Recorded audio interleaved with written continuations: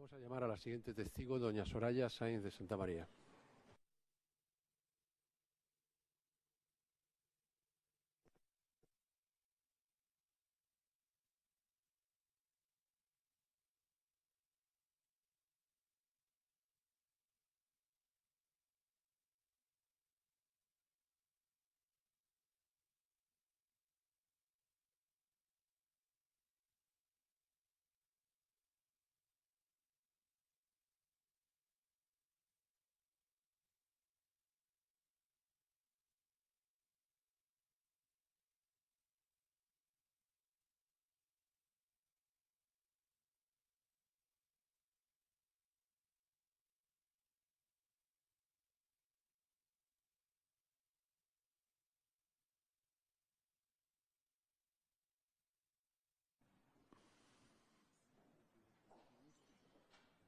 Buenos días. Pase, por favor, y siéntese ahí si es tan amable.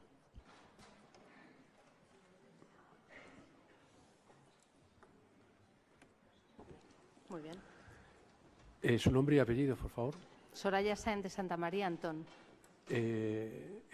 La edad, estado civil, profesión.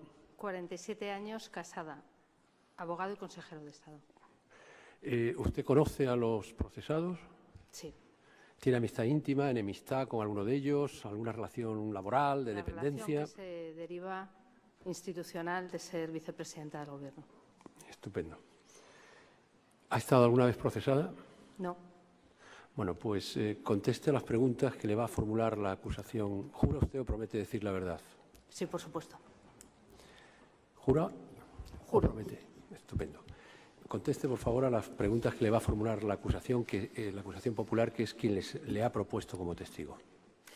Muchas gracias. Con la venia del excelentísimo señor presidente. Muy buenos días, señora Sáenz de Santamaría. ¿Desde qué fecha a qué fecha fue usted vicepresidenta del Gobierno de la Nación? Desde diciembre del 2011 hasta mayo del 2018. Mire, en relación con los hechos que ha conocido usted en su condición de vicepresidenta del Gobierno, ¿en qué reuniones participó usted directamente o a través de personas comisionadas con miembros de la Generalidad y para tratar el asunto del 1 de octubre? Yo no traté del asunto del 1 de octubre con ningún miembro del Gobierno de la Generalitat. Yo me reuní en 3 ocasiones con el señor Junqueras. Una en abril del año 2016 para abordar una serie de peticiones de la Generalitat de Cataluña. Una de ellas era el referéndum. En ese punto nunca quise entrar porque no es disposición del Gobierno, sino de la soberanía que corresponde al conjunto del pueblo español abordar esa cuestión. Les dije que sobre ese tema no tenía nada que hablar ni que abordar, sin perjuicio de que el resto de los asuntos que pudieran interesar al pueblo de Cataluña, a los ciudadanos de Cataluña, como al resto de los españoles, el Gobierno de España, por supuesto, abordaría cuantos asuntos fueran de interés. La segunda reunión que tuve con el señor Junqueras fue en julio de ese mismo año, en el 2016, donde abordamos la difícil situación financiera de la Generalitat. En aquel momento estaban en una situación muy dramática en cuanto a la calificación de su deuda y a las dificultades de financiación. Y el ministro de Hacienda y yo nos reunimos con el señor Junqueras porque nuestra preocupación era que se sufragaran los servicios públicos. La última reunión fue en enero del año 2017, a principios de año. Fue una reunión en la que el señor Junqueras dijo que tenía el mandato exclusivo de abordar la petición de un referéndum. No quiso abordar el resto de los 45 asuntos que formaban parte de un documento que el señor Puigdemont había entregado al presidente del Gobierno. Yo le dije que sobre el referéndum nada tenía que hablar porque no correspondía a ningún Gobierno. Es un asunto del que es propietario el pueblo soberano y que en ese asunto no había ni diálogo, ninguna capacidad de entendimiento. Que a disposición de los catalanes como del resto de los españoles cuando se trata de abordar asuntos que a los gobiernos corresponde, pero que en ningún caso ni nos íbamos a entender ni íbamos a negociar ningún asunto relativo al referéndum. Después de esa reunión no hubo ninguna más, quizá algún encuentro institucional, pero en el que nunca llegamos a hablar de temas de gobierno. Sí, usted ha dicho que la última reunión fue en enero del 2017. Sí, señor. Cuando usted traslada o establece un despacho en la ciudad de Barcelona, en lo que se denominó Operación Diálogo. En ese despacho, ¿con quién llegó a reunirse? Y esto es posterior a enero del 2017. Mire, en ese despacho, en primer lugar, yo quiero decirle que cualquier miembro del Gobierno de la Nación puede tener despacho y celebrar reuniones en cualquier parte del territorio nacional, y Cataluña lo es. Por tanto, yo tanto en la delegación del Gobierno en Cataluña como en el resto de España, como en Andalucía, he mantenido reuniones cuando asistía en mis viajes institucionales con distintas personas. Nunca me reuní con ningún miembro de la Generalitat en la delegación del Gobierno. Las tres reuniones del señor Junqueras, dos fueron en mi despacho en la vicepresidencia del Gobierno, sito en el recinto de la Moncloa, y la tercera de ellas en la vicepresidencia y consejería de Economía y Hacienda, que ustedes conocen bien en este juicio. En la delegación del Gobierno pues mantuve distintas reuniones con algunos miembros de partidos políticos, PSC, Ciudadanos, también del Partido Popular, mucho con la sociedad civil, porque yo en aquel momento consideré que era muy importante el diálogo con el conjunto de los catalanes, que estaban sufriendo una gran fractura social, que además pues había mucha gente que tenía muchos problemas por el debate que se estaba produciendo, por la tensión que se estaba generando, por la zozobra en la que vivían. Me reuní allí con muchísima gente de distintos sectores. También quiero decir que ese despacho fue muy útil cuando se produjeron los atentados en el mes de agosto, porque pues, ahí nos pudimos reunir distintos miembros del Gobierno, pudimos atender a embajadores, a cónsules, habida cuenta de las diferentes nacionalidades que en ese atentado pues, fueron víctimas, también con comerciantes, con distintas personas que habían colaborado y que les dimos las gracias al respecto. Allí nunca me reuní con nadie de la Generalitat, pero sí pude hacer algo que yo consideraba que era fundamental, que era reforzar la presencia del Estado y el Gobierno de la Nación, ese Estado en Cataluña, porque creía que era muy importante que estuviéramos allí presentes y que nos hiciéramos presentes, porque Cataluña es también España y la presencia del Gobierno de la Nación ayudaba a eso. Sí, por la información que tuvo usted en su condición de vicepresidenta del Gobierno, a través de los servicios de información de Policía Nacional, Guardia Civil y CNI, ¿en qué fecha tuvo conocimiento de que se estaba organizando un llamado procés que tenía como objetivo la secesión o independencia de una parte del territorio español? Mire, no hacía falta que lo conociéramos por parte de los servicios, por cuanto ya se encargaban los distintos líderes independentistas de dar publicidad con sus distintas declaraciones a lo que pretendían. De hecho, yo creo que fue como consecuencia de las elecciones en el septiembre de 2015 cuando se encargaron de publicitar lo que buscaban e incluso dijeron que la organizaban con un carácter plebiscitario. Cierto es que eso es una cuestión política porque jurídicamente no caben ese tipo de elecciones, pero vamos, era público y notorio que así lo hacían. Y lo que nosotros además inmediatamente llevábamos a cabo como Gobierno era cualquier acto que en el Parlamento de Cataluña o en cualquier otra institución pudiera ser contrario a la soberanía, a la unidad de España, a la integridad territorial, cuando ya no, obligación nuestra era defenderlo, o que pudiera ser contrario a la Constitución, pues inmediatamente recurríamos al Tribunal Constitucional. Como ya digo, había notoriedad en cuáles eran sus objetivos, porque así lo hacían saber públicamente y de ello también hacían discurso. Mire, le pregunto esto porque según los servicios de información desde el año 2012 ya conocían que se estaban preparando estructuras con este objetivo. Yo no sé si usted tenía este conocimiento cuando entró en su cargo.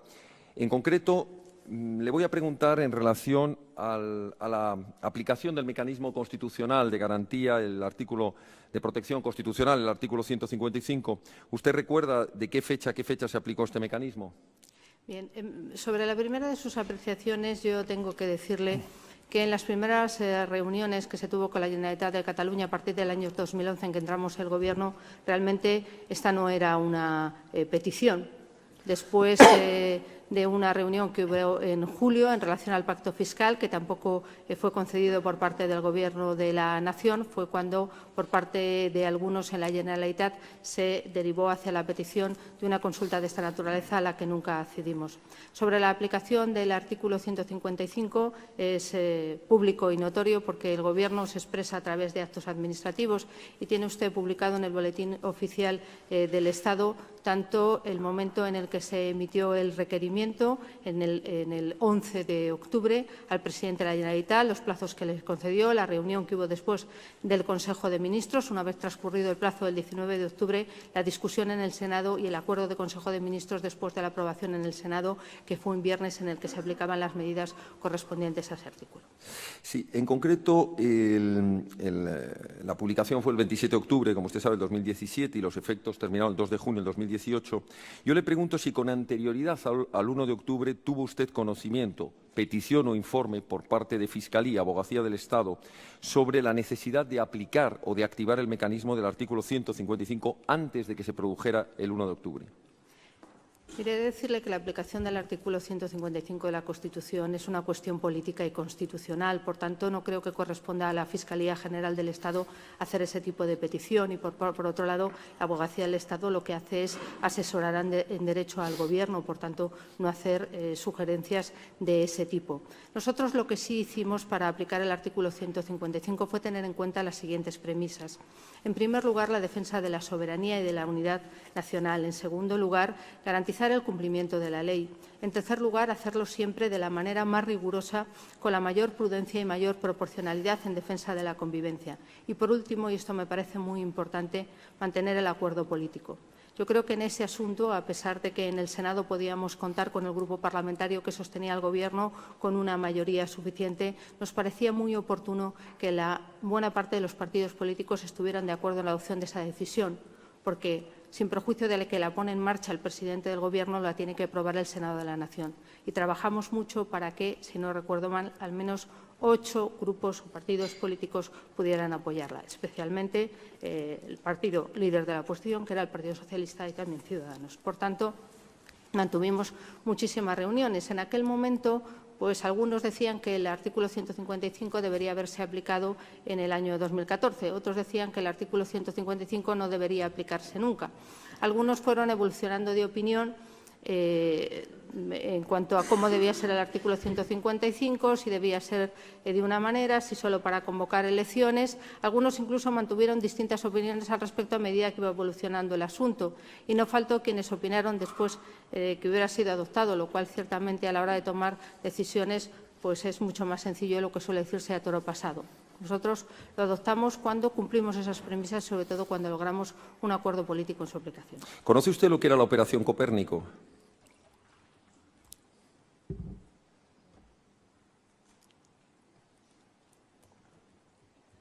He leído sobre ella. ¿Sabe qué finalidad tenía? Mire, yo, como miembro del Gobierno, no me correspondía ni diseñar operaciones policiales ni dispositivos de ese tipo. No era mi tarea ni tampoco me consideraba ni capacitada ni competente para ello. ¿Tuvo usted conocimiento, en su cargo de vicepresidenta del Gobierno, de informes que anunciasen una actitud pasiva por parte del Cuerpo de los Mossos de Escuadra o como consecuencia de una dirección política a través de la Consejería de Interior, del Mayor de los Mossos y de las Comisarías Generales? A mí me preocupó el cambio de Gobierno que se produjo en julio del año 2017, en que abandonaron el Gobierno algunos consellers, entre ellos el conseller de Interior, y los perfiles que se habían elegido para nutrir la nueva Consejería de Interior, en la que además hubo relevos importantes. Después tuve conocimiento, pero ya digo indirecto, sobre alguna información que se le había suministrado al presidente de la Generalitat en aquel entonces y a alguno de sus miembros sobre la circunstancia de que continuar, y eso yo creo que fueron los Mossos, los servicios de información de los Mossos, que continuar adelante con el 1 pues podía generar algunos asuntos, podía generar violencia, pero eso lo conocimos a posteriori. Pero mire, yo esto se lo pregunto porque el Gobierno estableció, como usted conoce, un dispositivo en el que envió el refuerzo de los cuerpos y fuerzas de seguridad del Estado, especialmente en cuanto a efectivos de Policía Nacional y Guardia Civil, que a la vista de lo ocurrido el 1 de octubre resultaron cuanto menos insuficientes. ¿Por qué? Pues porque los propios informes de la policía han manifestado, y yo le pregunto... No conteste usted la pregunta. O sea, la pregunta, en principio, iba bien orientada hasta que usted ha empezado a contestar. ¿Por qué? No, iba a preguntar, una vez que los medios que se establecieron por parte del Gobierno, el número de efectivos que se enviaron, la pregunta iba en el sentido de, ¿conocían ustedes que no iban a contar con el apoyo de los Mossos de Escuadra para su operativo? Bien, yo he de decirle que como consecuencia de dos instrucciones, una del juez de instrucción número 13 de Barcelona y otra como consecuencia primero de unas actuaciones de investigación por parte de la Fiscalía del Tribunal Superior de Justicia de Cataluña y después del propio Tribunal Superior de Justicia de Cataluña, pues se ordenaron la realización de una serie de actuaciones. Como consecuencia de una instrucción, si no recuerdo mal, de la Fiscalía, no sé si era la 8/2017, se encargaba también a la Policía y a la Guardia Civil que coadyuvara a esas tareas con los Mossos. Habida cuenta que, como sabe bien como yo, que la Policía y la Guardia Civil, como consecuencia pues, de la aplicación de la Constitución y de algunas transferencias que se produjeron hace muchos años, que no con el Gobierno de Mariano Rajoy, pues la presencia de las fuerzas y cuerpos de seguridad del Estado más allá de los Mossos era limitada en Cataluña. Por tanto, el ministro del Interior tomó la decisión, creo recordar que fue en el entorno del 27 de septiembre del 2017, de enviar 6.000 policías y guardias civiles para que ayudaran a mantener el orden público, creo recordar que esa era la expresión, y a cumplir con las instrucciones de la juez y primero de la Fiscalía. ¿Tuvo conocimiento el Gobierno, una vez celebrado el 1 de octubre y previamente el 20-21 de septiembre, de actos de violencia contra los cuerpos y fuerzas de seguridad del Estado allí desplazados, tanto en sus alojamientos temporales como en sus acuartelamientos permanentes? Creo que todo el mundo vio esas imágenes violentas. A nosotros, como Gobierno, pues nos informaba el ministro de Interior y el delegado del Gobierno de lo que se iba produciendo. ¿Tomaron ustedes alguna medida con respecto a la situación que se estaba produciendo de acoso y violencia contra actuaciones de diligencias ordenadas por el Poder Judicial, en concreto diferentes registros de investigación? Mire, creo recordar que las actuaciones violentas que se produjeron en la Consejería de Economía y Hacienda fueron en el entorno del 20 de septiembre y la decisión de enviar esos 6.000 policías y guardias civiles se tomó en torno al 21-22 de septiembre. Voy terminando. Y en concreto, el Gobierno valoró en algún momento la aplicación, aparte del artículo 155, que ya es conocido, la aplicación del mecanismo del artículo 116 establecido para estados de alarma, excepción y sitio. En primer lugar, yo creo que la obligación de todo Gobierno, y al menos así lo hizo el Gobierno de la Nación, es tener conocimiento exhaustivo de lo que es la Constitución española y de las facultades que le otorga. Por tanto, es algo que debe saber, digamos, si me lo permite, si quiere ejercer bien su tarea. He de decirle que nosotros consideramos, y por otro lado era la común opinión, que el mecanismo, cuando una comunidad atenta gravemente al interés general de España, es el previsto en el artículo 155. Nunca se había aplicado en nuestro país, tampoco había mucho escrito al respecto. Se hizo un gran esfuerzo por parte de todos los que podían ayudar a su implementación. Determinó el cese de todo el Gobierno, de toda la Generalitat, como medida añadida para garantizar el mantenimiento del orden público. En la Consejería de Interior se acordó también algunos ceses, el segundo responsable y el jefe de los Mossos, que fueron sustituidos. Por tanto, consideramos que era la medida más acorde en la Constitución, porque además se actuaba respecto a los responsables de esa declaración de independencia y de los hechos que habían llevado a la misma. Como usted debe saber por su condición de letrado, los estados de excepción y estados de sitio pueden comportar la suspensión de derechos fundamentales. Y yo creo que era mucho más oportuno actuar respecto a los que habían incumplido gravemente la Constitución que, de otra manera, perjudicar a los ciudadanos de Cataluña, que también nuestro objetivo era preservar su convivencia. Y una última pregunta. Mire, el mismo día 1 de octubre, donde se produjo ese referéndum ilegal, y le pregunto, a raíz de lo que ocurrió el día 27 de octubre con la declaración de independencia, usted escribió un Twitter en su cuenta en su cuenta particular o personal, donde dice: el referéndum no se ha celebrado. El Gobierno ha desbaratado algo que no tenía ni garantías democráticas. ¿Sigue usted manteniendo esa posición después de los hechos que ha conocido pasado el 1 de octubre? La Junta Electoral Central, el día 4 de octubre del año 2017, dijo que no se había producido ese referéndum. Y creo que es el órgano encargado de la vigilancia en relación a los procesos electorales de nuestro país. No hay más preguntas. Muchas gracias. Muchísimas gracias, señor letrado. ¿El Ministerio Fiscal quiere formular alguna pregunta a la testigo? Sí, con la venia, señor. Señora Sáenz de Santamaría, usted ha reconocido a preguntas de la acción popular o de la acusación popular que tuvo 3 reuniones con el señor Junqueras como vicepresidente de la Generalitat y consejero de Economía. Sí. 2 de ellas en Madrid y una en Barcelona. Sí. La última en Barcelona. Sí. En esas reuniones ha reconocido también que le planteó el tema del referéndum y que usted, lógicamente, se negó a hablar de ese tema. Rotundamente. Porque lo planteaba al margen de la Constitución. Al margen de la Vamos a Constitución. hacer las preguntas y que las responda ella. No hagamos afirmaciones y a las que ella se adhiera. Le pregunto, ¿cuál es la razón Por la que me negué a hablar de por la este que se asunto. negó a hablar del referéndum? Porque el Gobierno de la Nación no puede disponer sobre la soberanía y sobre la unidad del territorio nacional. Mi diálogo con la Generalitat, como cualquier otra comunidad autónoma, porque he de decirle que yo no solo he tenido reuniones con la Generalitat de Cataluña, he tenido reuniones prácticamente con los presidentes y vicepresidentes de todas las comunidades autónomas, como corresponde al Gobierno de la Nación. Yo nunca puedo vulnerar la ley. Mi obligación es cumplir la ley y, en la medida de lo posible, de mis competencias, hacerla cumplir. Y yo ni con el señor Junqueras ni con nadie puedo hablar de convocar un referéndum de autodeterminación en nuestro país.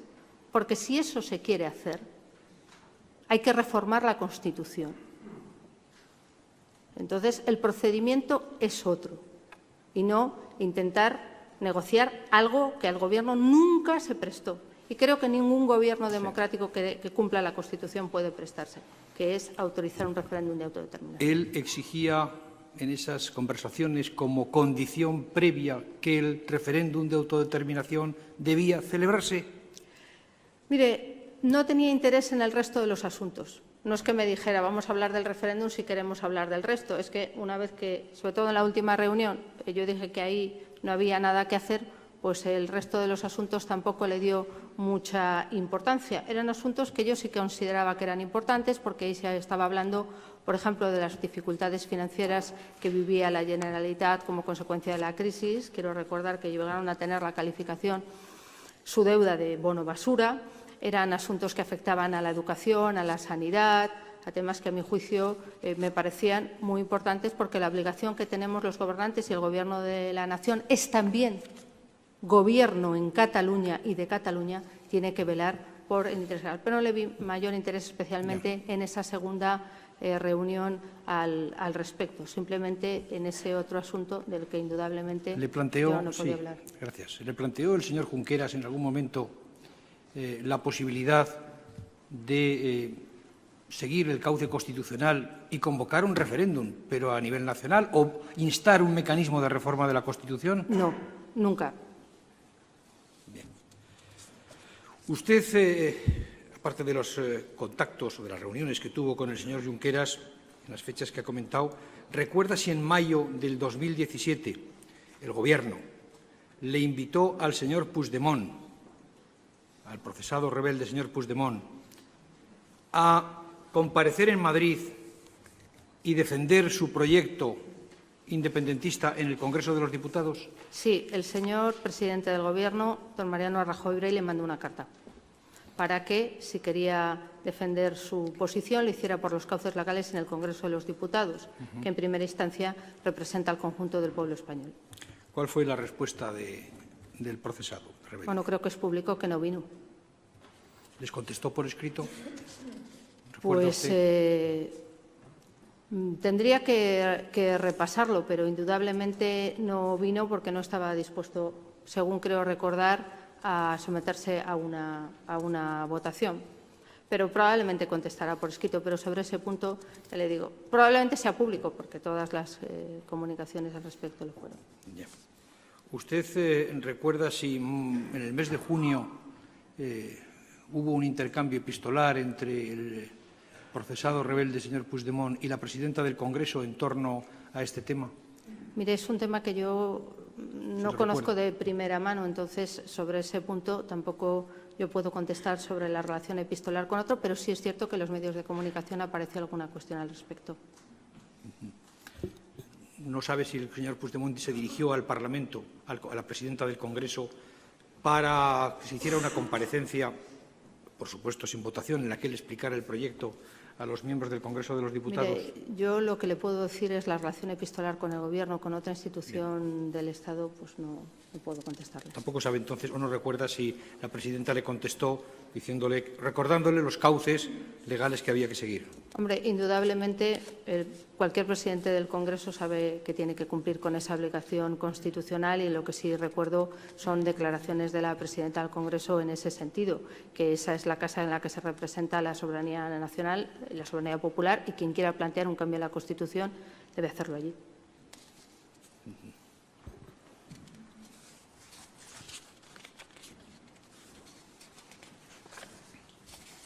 Usted tuvo conocimiento de lo que pasó el 20 de septiembre en la sede de la Consejería de Economía. Sí. ¿Recuerda usted si a partir de ese momento, hasta que se produce el referéndum y después hasta que se declara la independencia por parte del Parlamento de Cataluña, primero por el señor Puigdemont, suspendida, y después por el Parlamento de Cataluña, hubo, durante todo ese periodo de tiempo, un mes, un poco más de un mes, ¿hubo incidentes violentos o choques o enfrentamientos todos los días? Sí, prácticamente nos encontramos en general con imágenes en la opinión pública en que cualquier actuación judicial que se llevaba a cabo, registros en domicilios, en naves, en detenciones, pues se producían aglomeraciones, en algunos casos con imágenes de naturaleza violenta, pero además pues sufrimos mucho políticamente como consecuencia de que muchos alcaldes y muchos concejales, en un clima de acoso masivo, generalizado y sistemático, pues recibían amenazas y coacciones, y yo pues hablé con alguno de ellos para transmitirle también mi apoyo, porque es muy duro vivir lo que estaban viviendo en aquel momento. Había, imagino, una gran preocupación del Gobierno por el desarrollo de los acontecimientos. Sin ningún género de duda. Cada uno en lo que es el Estado tiene que cumplir su obligación, tiene que cumplir con la ley, debe hacerlo de manera tal, pero el Gobierno en las responsabilidades que tenía también. ¿Usted recuerda si justo antes del 1 de octubre hubo alguna conversación con alguien del Gobierno de la Generalitat indicándoles que podían producirse choques, que el referéndum estaba prohibido y que había que ejecutar la orden judicial y cumplir con las leyes? Se lo dijimos abiertamente.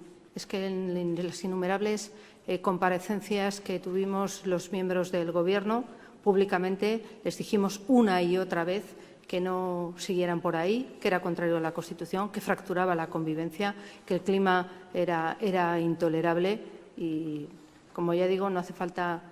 Es que era público y notorio y lo hacíamos prácticamente todos los días, desde el presidente del Gobierno hasta el resto de los miembros del Gobierno.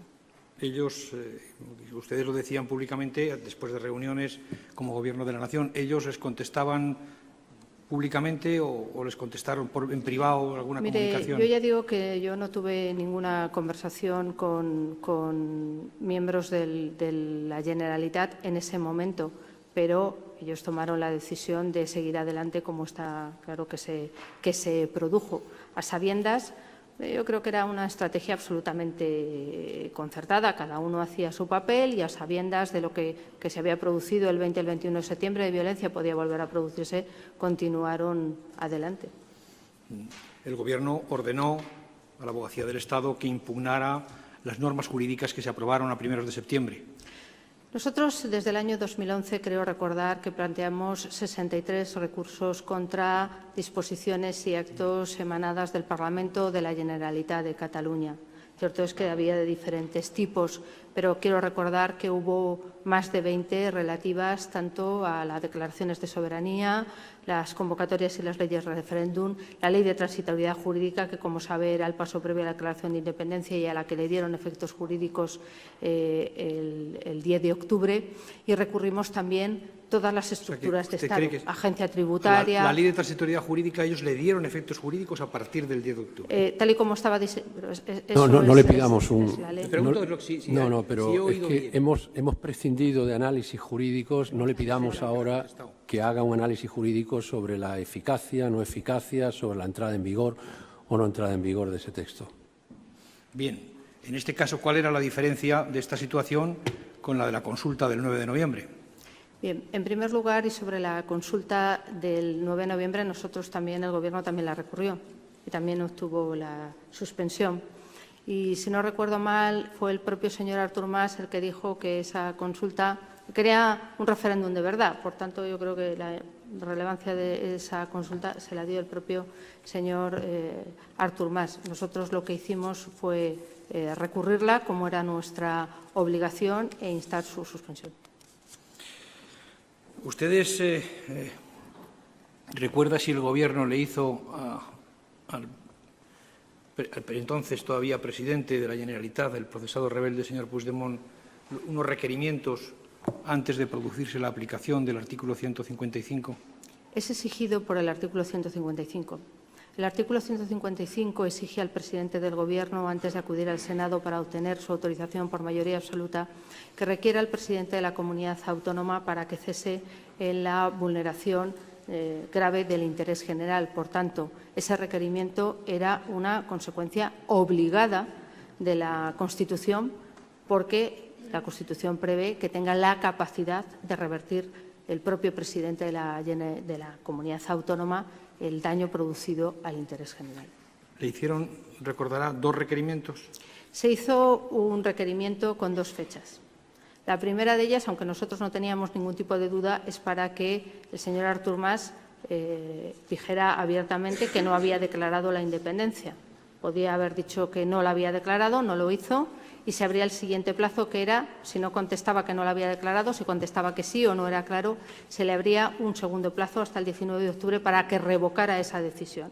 Una vez constatado que no había revocado esa decisión, por tanto, se cumplía el trámite previsto en el artículo 155 de la Constitución, hubo inmediatamente un Consejo de Ministros y se remitió el acuerdo del Consejo de Ministros al Senado para tener su aprobación por mayoría absoluta. ¿Consideraron ustedes, para tomar esas decisiones, que estaba en riesgo el orden constitucional? Por supuesto, es que es una exigencia del artículo 155 de la Constitución y ahí había pues, un riesgo grave de intento de derogación de la Constitución en esa comunidad autónoma. Se había declarado unilateralmente la independencia y habíamos además visto pues, los acontecimientos en los días previos de su comportamiento. Por tanto, entendíamos que había una vulneración muy grave del orden constitucional. Es que el artículo 155 es una medida excepcional ante una vulneración grave, muy grave del orden constitucional. ¿Recuerda si in extremis también se le ofreció al entonces presidente de la Generalitat acudir al Senado, bien en comisión, bien en el Pleno? Tenía la capacidad de hacerlo y no lo hizo. Pero se le ofreció esa posibilidad y no vino. No es algo, esa posibilidad no es algo que le corresponda ofrecer al Gobierno, corresponde al Senado, a la Cámara, pero indudablemente... ¿Tiene usted constancia de que el Senado hizo esa...? Sí. Sí. Señora Sáenz de Santamaría, y con esta pregunta voy a terminar. ¿Ustedes creyeron que la declaración de independencia, primero suspendida y luego la del 27 de octubre, era una declaración meramente simbólica? No, por eso aplicamos el artículo 155. No hay más preguntas. Muchísimas gracias, señor fiscal. La abogacía del Estado tiene la palabra. ¿No quiere preguntar? Ninguna pregunta. Perfecto. ¿Han acordado ustedes el orden? ¿Va a intervenir usted? Bien, adelante. Por la veña, señor presidente. Buenos días, señora. ¿Cuál es la razón de su conocimiento sobre esos choques a los que ha hecho referencia de septiembre y octubre del 2017? Perdóname, ¿choques? ¿Dice los actos violentos? Sí. ¿Se está refiriendo a eso? Pues, en primer lugar, las informaciones del ministro del Interior, de la acción del Gobierno y las imágenes que todos vimos por televisión. ¿Cuál era ese canal de información que tenía usted y por dónde le llegaba esa información? ¿El CNI también se la proporcionaba? Mire, esos hechos violentos, la primera información que tuvimos era que lo veíamos en televisión como toda España, sin perjuicio de que cuando se producen circunstancias de alteración del orden público, el ministro del Interior suele comunicar con el resto de los miembros del Gobierno y, por supuesto, la delegación del Gobierno. Pero ya le digo, yo las imágenes es que también las pude ver por televisión como el resto de los españoles que quiso hacerlo. ¿Y las del 1 de octubre las vio por televisión? Igualmente, y hablando con la delegación del Gobierno y con el Ministerio del Interior. ¿Vio si el 1 de octubre hubo también actos de violencia? Indudablemente, ahí lo vimos, creo que las imágenes están ahí, son públicas y notorias. ¿Y tomaron alguna medida contra los policías que pudieran haberlas hecho? Perdóneme, ¿medida? Sí, es decir, supongo que pudo ver si algún policía agredía a algún ciudadano el 1 de octubre por la televisión. Mire, en primer lugar, me gustaría recordar que la actuación de las distintas fuerzas y cuerpos de seguridad del Estado lo fue en ejecución de una decisión judicial. Cumplían, por tanto, un mandato judicial porque había por un lado, suspensión y prohibición de convocar esa consulta por parte del Tribunal Constitucional y luego por parte del Tribunal Superior de Justicia de Cataluña, que ordenó además que se adoptaran cuantas medidas fueran necesarias para llevar a cabo la comisión de un acto abiertamente ilegal. E indudablemente la profesionalidad de las fuerzas y cuerpos de seguridad del Estado, de la Policía y de la Guardia Civil evitó, a mi juicio, evitó circunstancias mucho más graves que podían haber sido como consecuencia de la responsabilidad de la Generalitat de Cataluña de seguir adelante con un referéndum del que supimos que además tenía información por sus propios servicios de seguridad de que podía volver a encadenar circunstancias violentas como fueron las del 20 de septiembre. ¿Vio las imágenes por televisión? Sí, desde mi despacho en Moncloa. ¿Vio algún policía pegar a algún ciudadano? Mire, yo he visto a lo largo no solo de mi vida política, sino como cualquier otro ciudadano, imágenes en relación o que se producen como consecuencia de disturbios. No son agradables a la vista, pero creo que si no se hubiera convocado a la gente, se la hubiera llamado masivamente para actuar como murallas e impedir a quienes estaban mandatados judicialmente a impedir ese referéndum, pues a lo mejor alguna de las imágenes que habíamos visto no se había producido. También me informaron de cómo 93, sí, creo que fue recordar, 93, 95 policías y guardias civiles tuvieron que ser atendidos por heridas. Eso pues también me lo informaron porque forman parte de las fuerzas y cuerpos de seguridad del Estado. Entonces son 307 policías menos que los que usted manifestó en sus declaraciones del 1 de octubre. Creo que habló de 400. Fuimos depurando consecuencia de los datos. En esa mañana se iban produciendo distintas informaciones, pero que fueran atendidos, si yo no recuerdo mal, fueron 93. Muy bien. ¿Usted, por sus responsabilidades, conoce cuáles son las pautas que determina la OSCE, la Organización para la Seguridad, la Cooperación para el Desarrollo, de la Policía Democrática para enfrentarse a una situación de resistencia pasiva de un manifestante? Mire, vamos a ver, señor letrado. Retiro la pregunta. Vale. Haga otra pregunta, por favor. Entiendo que sí que sabrá cómo están delimitadas las competencias en acción exterior entre el Estado y Cataluña. Perdóneme. ¿Sabe cómo están delimitadas las competencias de acción exterior entre el Estado y Cataluña? Que podría saberlo por sus funciones o porque tuviera conocimiento de la sentencia del Tribunal Constitucional que determinó. Sí, conozco cómo es la organización territorial del Estado.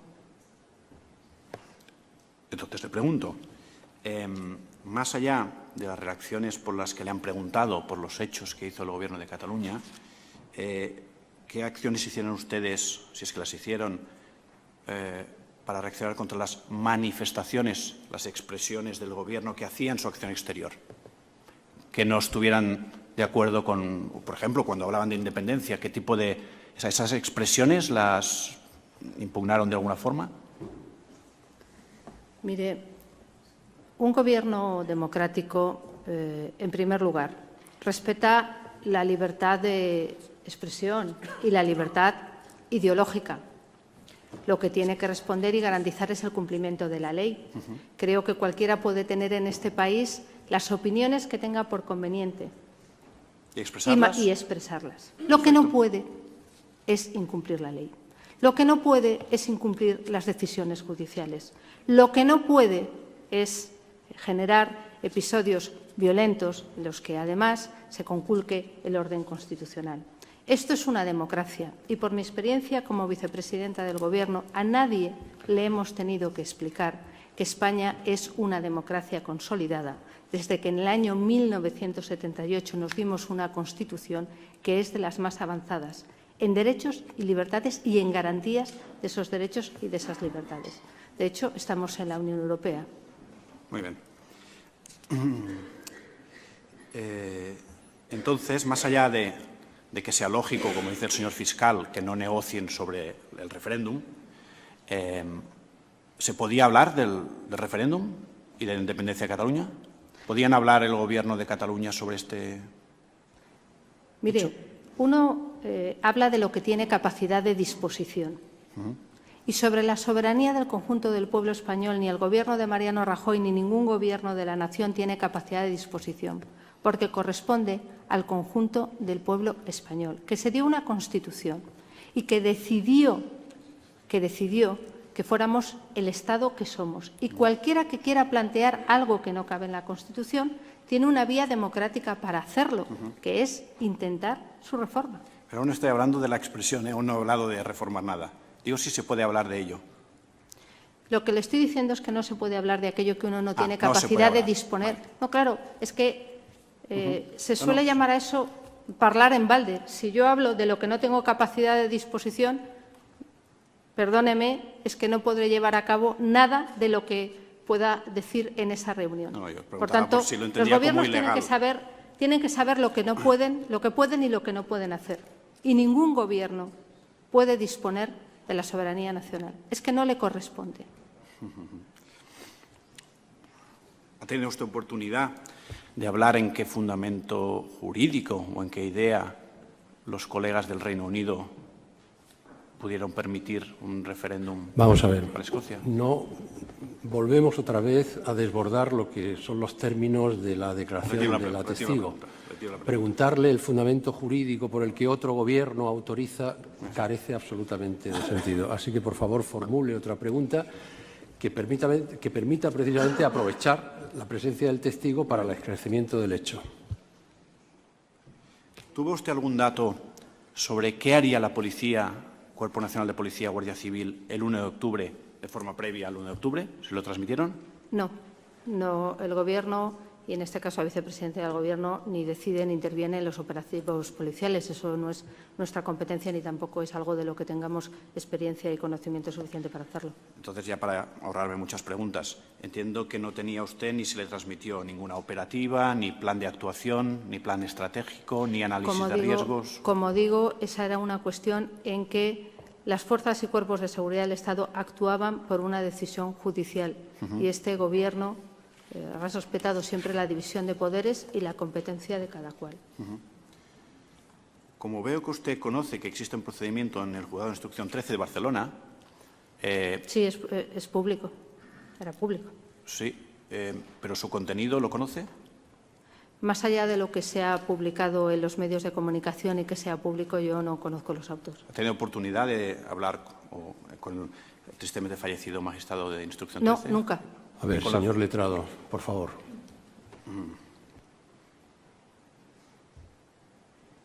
¿Cuántas veces se ha reunido la Comisión Bilateral Generalitat-Estado desde la 9ª legislatura hasta la 11ª?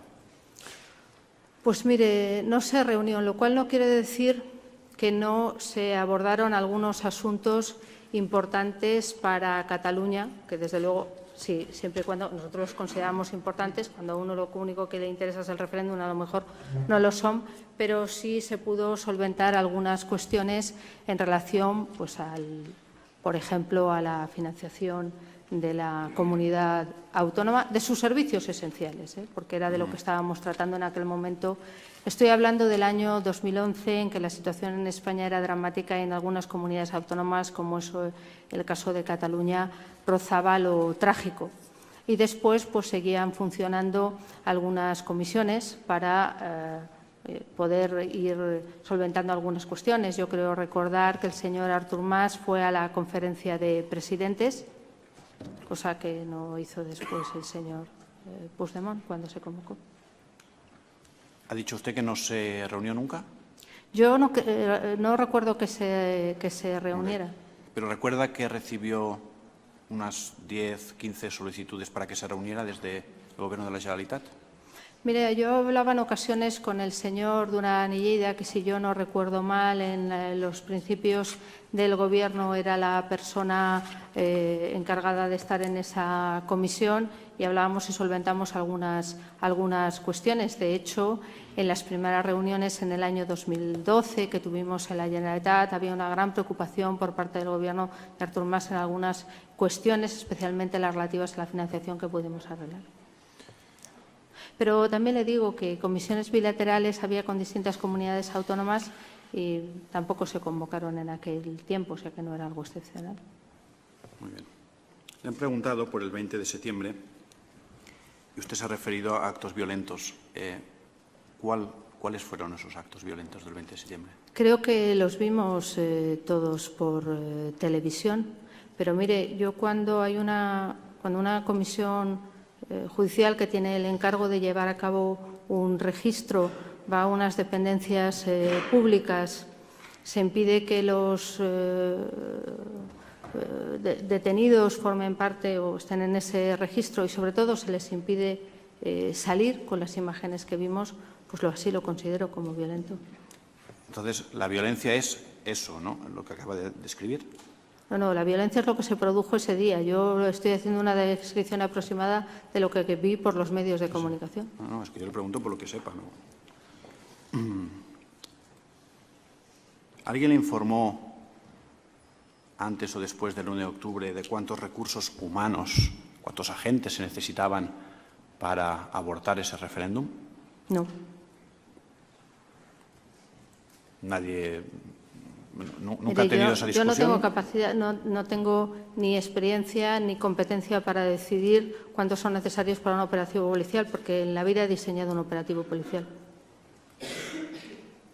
Pero habrá visto por la televisión algún operativo policial, ¿no? Sí, pero una cosa es eso y otra cosa es decidir cuántos son y cuántos son necesarios. Yo creo que hay gente muy profesional, que es profesional de eso, para hacerlo. ¿Alguien consideró, porque usted siguió la jornada del 1 de octubre, de forma directa, lo estaban viendo desde el Gobierno, en una pantalla, desde una sala, o cómo siguieron esa jornada? Pues desde el despacho del Palacio de la Moncloa, indudablemente. ¿Y con quién comunicaban que estuviera sobre el terreno? Vamos. Estaba el delegado del Gobierno y el ministro del Interior también nos iba informando a través de las informaciones que obtenía. ¿Estuvieron todo el día pendientes del referéndum? Estuvimos todo el día pendientes de lo que estaba transcurriendo allí, sí. Yo no lo llamaría de esa manera. Sí, usted ya ha dicho que no era un referéndum, ya lo ha dicho muchas veces. Lo ha dicho la Junta Electoral Central y yo suelo respetar la calificación jurídica que hacen los que les corresponde.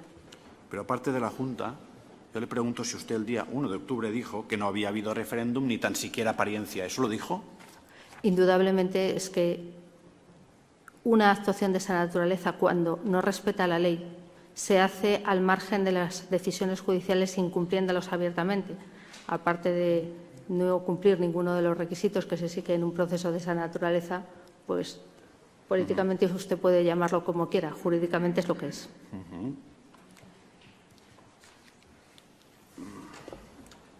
En esa sala, en algún momento se habló de cuestiones de proporcionalidad en el uso de la fuerza por parte de esas personas que les transmitían algún dato o de ustedes mismos.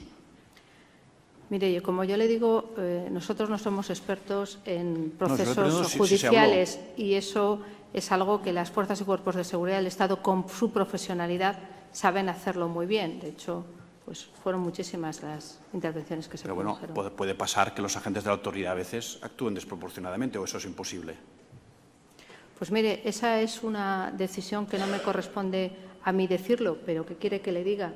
En dispositivos policiales se han visto muchas cosas y yo lo que me tengo que decir es que siempre me han parecido la Policía y la Guardia Civil muy profesionales en sus actuaciones, muy medios y muy proporcionales. Están entrenados para ello, pero no sé si esto... Bueno, el juez ya lo decidirá porque está a su juicio. Efectivamente. Sí. ¿Consideró usted, o los miembros del Gobierno, quienes estuvieran ahí, o la gente que estaba sobre el terreno, que podía haber algún derecho fundamental implicado en esa... A ver, vamos a ver. Estamos otra vez con la valoración jurídica acerca de la ponderación del sacrificio de algún derecho fundamental, que no es propio exigírselo a alguien que viene aquí, como hemos dicho desde el primer momento, a contarnos lo que percibió por sus sentidos, lo que vio en relación con los acontecimientos que estamos enjuiciando, no a que haga un balanceo de los derechos fundamentales que se pudieron ver en ese momento, digamos, de forma convergente, necesitados en algún caso o no, en función de quién sea el que haga el juicio de valor, necesitados de sacrificio. Todo ello sin perjuicio, señor letrado, de que si usted quiere subrayar este aspecto sobre la proporcionalidad, sobre los derechos fundamentales implicados, en el momento del informe, pues podrá hacerlo con la libertad que le va a dar la sala. A veces abuso de las capacidades que conozco de la testigo para hacer este tipo de preguntas, pero bueno, la voy a retirar. Ese día 1 de octubre, ¿ustedes recibieron alguna llamada o alguna comunicación internacional que les instara a modificar algún tipo de actuación de la policía?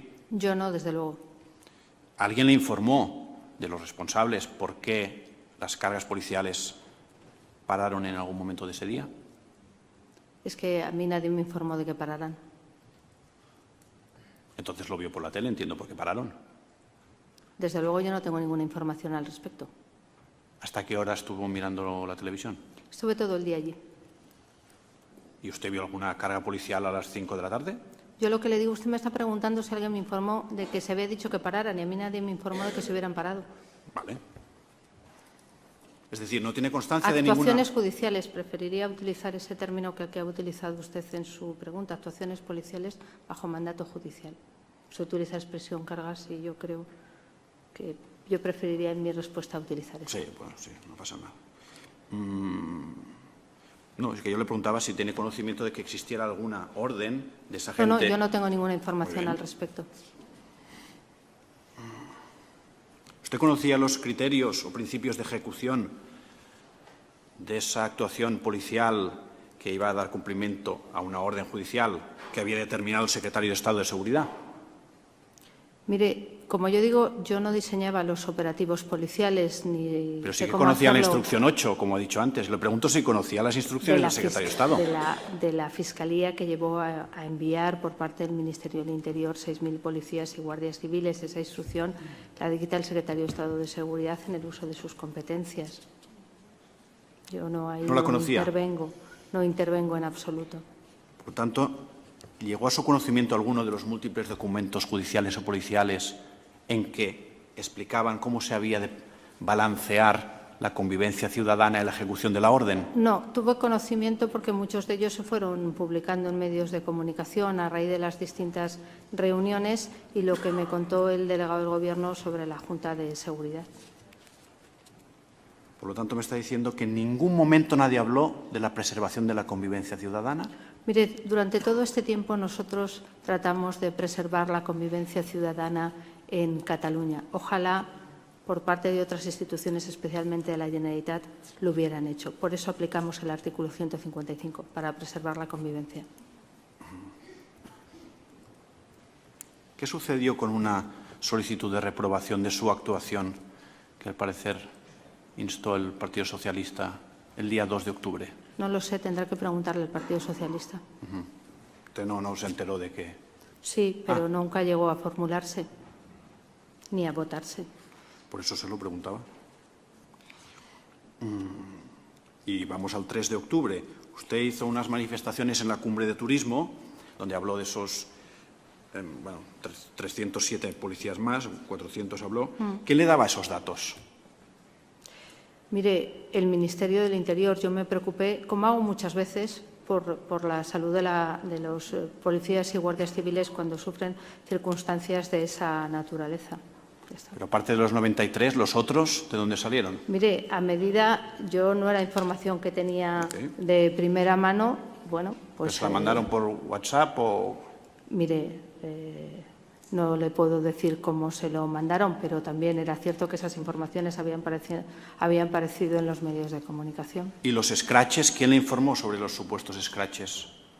Mire, yo sé lo que es vivir un scratch y lo que se vivió en Cataluña en muchos sitios no era un scratch, era un acoso violento. Bueno. Y eso se lo puedo decir porque conozco lo que es. Sí, pero aparte de que está subiúdice, yo le pregunto, ¿quién le habló de estos scratches? De los acosos de la Policía y la Guardia Civil que estaban sufriendo en casas cuarteles, en los hoteles, en las oficinas, el Ministerio del Interior y la Delegación del Gobierno, pero además es que eran conocidos y tuvieron también, digamos, ocuparon también mucha información periodística esos días. Ese día 3 de octubre tuvo una reunión con el presidente Rajoy y el ministro Zoido. ¿El día? 3 de octubre. Mire, nos reunimos en innumerables ocasiones, probablemente ese día, el anterior y el posterior. Esa reunión en principio se ha hecho famosa porque tenía que ver con lo que había pasado el 1 de octubre. ¿Se acuerda de ver? Sí, mire, a partir del 1 de octubre nosotros lo que intensificamos fueron las reuniones y sobre todo las reuniones con el resto de los responsables de los partidos políticos, por cuanto pues en nuestra voluntad estaba lograr el máximo acuerdo y el máximo consenso en las medidas que se iban aplicando. ¿A qué se refería usted cuando dijo que el Partido Popular había descabezado al independentismo? A que había cesado con el artículo 155 el presidente del Gobierno previamente autorizado por el Senado a todo el Govern de la Generalitat. Como sabe usted, descabezar es quitar la cabeza a una organización o expulsar a una persona de su cargo.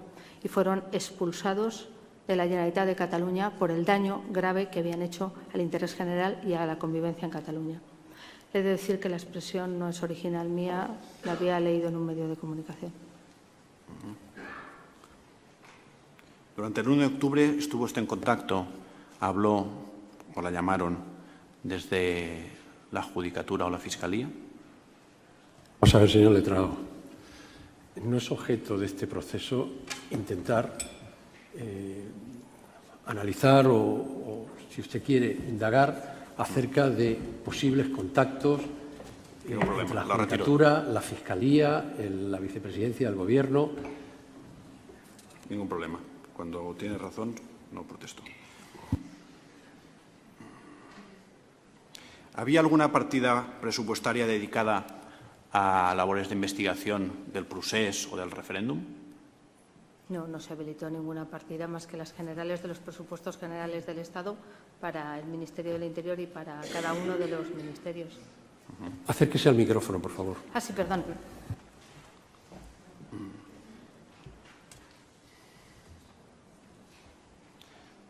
No le preguntaré si, porque doy por supuesto que usted nunca influye en ninguna decisión judicial. Yo le pregunto si llamó usted o alguien de su confianza o de su gabinete al presidente o algún magistrado del Tribunal Constitucional con relación a la impugnación de la investidura del señor Puigdemont. Mire, la investidura del señor Puigdemont la recurrió el Gobierno. Pedimos un informe al Consejo de Estado y el Consejo de Estado pues, no nos dio un informe favorable, cual a lo mejor también es de su interés, porque como está hablando de contactos, pues fíjese que es el supremo órgano consultivo del Gobierno, dijo que no había elementos para la impugnación, pero no obstante nosotros lo impugnamos y creo que se hizo lo que se tenía que hacer, cumpliendo con nuestra obligación, y se recurrió ante el Tribunal Constitucional. Creo que nos dio la razón, finalmente, no hace mucho. Por tanto, fíjese usted, si el Consejo de Estado no nos dio la razón, creo que obvia preguntar por el resto de instituciones del Estado, que igual que el Consejo, pues decidirían y tenían que decidir a su leal saber y entender. Nosotros entendimos que sí, el Consejo de Estado, su informe no fue favorable respecto de esa impugnación y aún así nosotros decidimos recurrir. ¿Y la llamada existió? No, yo no he llamado a nadie. Pero ya le digo, fíjese la prueba, que es que el Consejo de Estado tenía otro criterio. Venga, le voy a preguntar la última. Usted, por la información que tenía, ¿creía que los votantes del 1 de octubre se iban a enfrentar el 1 de octubre con esos acometimientos, para no llamarlo cargas, de la policía? Mire, yo lo único que sé es que se les movilizó para que acudieran con tiempo a los colegios electorales y lo que vi pues, fue las murallas humanas que hizo en algunos casos y las agresiones y los lanzamientos de objetos que todos pudimos ver por televisión. ¿Usted cree que se arriesgaban a esos golpes que recibieron? Mire, yo no sé, estoy en la conciencia de todos y cada uno de ellos. Yo le digo lo que vi y vi que estaban impidiendo que se cumpliera con una decisión judicial. Muchísimas gracias. ¿Alguna defensa va a preguntar? Sí, con la venia. Vamos a intentar no repetir, Sí, no. para darle más agilidad a las declaraciones testificales, no repetir lo que ya ha sido objeto de pregunta. Muy Adelante, brevemente, señor adelante. presidente. Buenos días, señora. Muy buenos días. Mira, la primera cuestión es si sabe usted, si lo sabe directamente por propia percepción o de referencia porque se lo hayan explicado, si en la Consejería de Interior de la Generalitat de Cataluña, como consecuencia de la aplicación del artículo 155, hubo la menor resistencia o reticencia a la toma de control por parte del Gobierno central.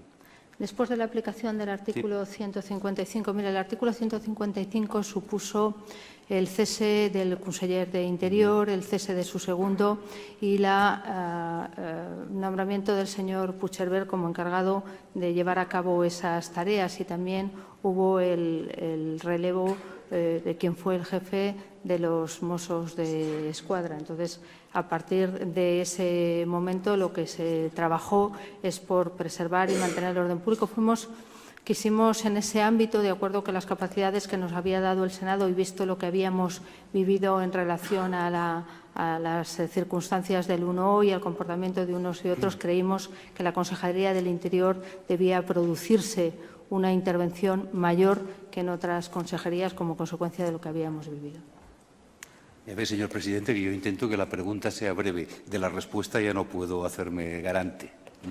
La pregunta era, en definitiva, si el señor Puigcerver, que efectivamente es el que tomó el control del máximo estamento político de la consejería, se halló frente a alguna oposición, resistencia o renuencia por parte de alguno de los cargos de confianza que no fueron cesados o de la estructura funcionarial del departamento, que usted sepa. Que yo sepa, a mí no me transmitió al respecto nada de eso, pero creo que lo han llamado ustedes como testigo, le podrá preguntar. A lo mejor es más breve señora, que yo en las respuestas. pero mire si era fácil, que a usted no le constaba, perdón. A mí no me transmitieron nada al respecto. Como digo, en esa consejería se llevó a cabo una intervención mayor como consecuencia de lo que habíamos vivido en las semanas anteriores. Muy bien. Y ha dicho usted que fue cesado el mayor, el máximo cargo. Sí. ¿Sabe usted a qué comisario del Cuerpo de Mossos de Escuadra fue encomendado el mando durante la sustitución, durante el cese del mayor de los Mossos? Creo que eso se publicó en los boletines correspondientes. Creo que era el señor Ferran López. Sí, efectivamente. Está publicado en los diarios oficiales. Sí, es notorio. En el Boletín Oficial del Estado y en el Diario Oficial de la Comunidad Autónoma. Por publicar que no quede. No, si la pregunta era si sabía No, es usted... que si no se publica, señor letrado, no tiene efectos. Gracias. No, si la pregunta en definitiva era si sabía usted que el señor López era precisamente el comisario de Mossos de Escuadra que participaba en las reuniones de coordinación con el señor Pérez de los Cobos y los representantes del Ministerio. Yo no estaba en esas reuniones de coordinación. No he preguntado si usted estaba en la reunión, le he preguntado si usted sabía que era el señor López quien participaba, porque me imagino que el Departamento de Interior alguna socialización del conocimiento debía tener con la señora vicepresidenta. De quien más se hablaba era del señor Trapero, que era el jefe. En definitiva, usted no conocía que el señor López era el comisario que asistía a las reuniones de coordinación con los representantes estatales. Pues mire, yo del que oí hablar era del señor Trapero, que fue al que cesamos. Bueno, bien. Otra cuestión. Usted se ha referido al conocimiento del nivel de violencia que podía ocasionarse con la celebración del referéndum del 1 de octubre, haciendo mención a informes de inteligencia de los propios Mossos de Escuadra. Sí, lo conocimos después, que eso se había producido, y entonces yo pensé que en mi responsabilidad, si tú sabes que eso se va a producir y eres el responsable de la Generalitat, pues yo desde luego lo hubiera tenido muy presente. No, si la pregunta en definitiva era si usted tiene un conocimiento de referencia del contenido de ese informe de inteligencia, que es un informe de la Comisaría General de Información del día 28 de septiembre. Como digo, permítame, señora, no he terminado de formular le formule la pregunta y a continuación efectivamente. usted aborda la Sí, respuesta. perdóneme, gracias. No, es usted muy amable. La pregunta es si tiene usted conocimiento, percepción directa de dicho documento y de los No. riesgos que en él se advertían. Lo vi después publicado y hombre, cuando uno es vicepresidente del Gobierno, uno dice, ¿qué hubiera hecho si yo hubiera tenido ese informe? Pues lo hubiera seguido, porque mi obligación es primero preservar la convivencia. Otros no lo hicieron. O sea, sí lo leyó.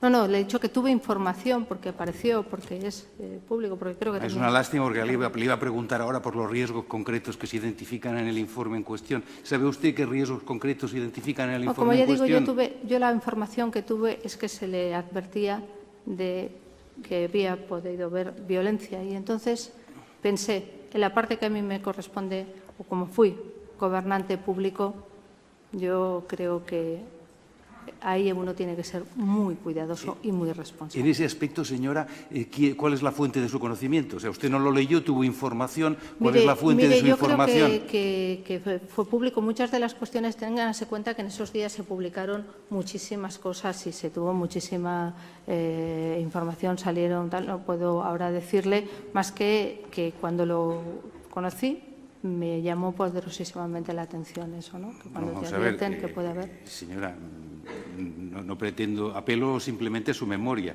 Ese documento de la Comisaría General de Información en ningún caso fue publicado en ningún medio de comunicación con anterioridad al día 1 de octubre. Eso se lo garantizo yo y No, consta en las yo no he dicho actuaciones. que lo conociera antes. Lo he dicho que lo conocía a posteriori y que si lo hubiera tenido, si yo hubiera tenido ese elemento, me lo hubiera pensado. Sí, Pero antes lo hubiera leído, ¿verdad? ¿Qué? Que antes lo hubiera leído, entiendo. Mire, cuando a uno le dicen que hay riesgo de violencia, creo que luego lo demás pueden ser puntualizaciones, pero la mayor es la mayor. Bien.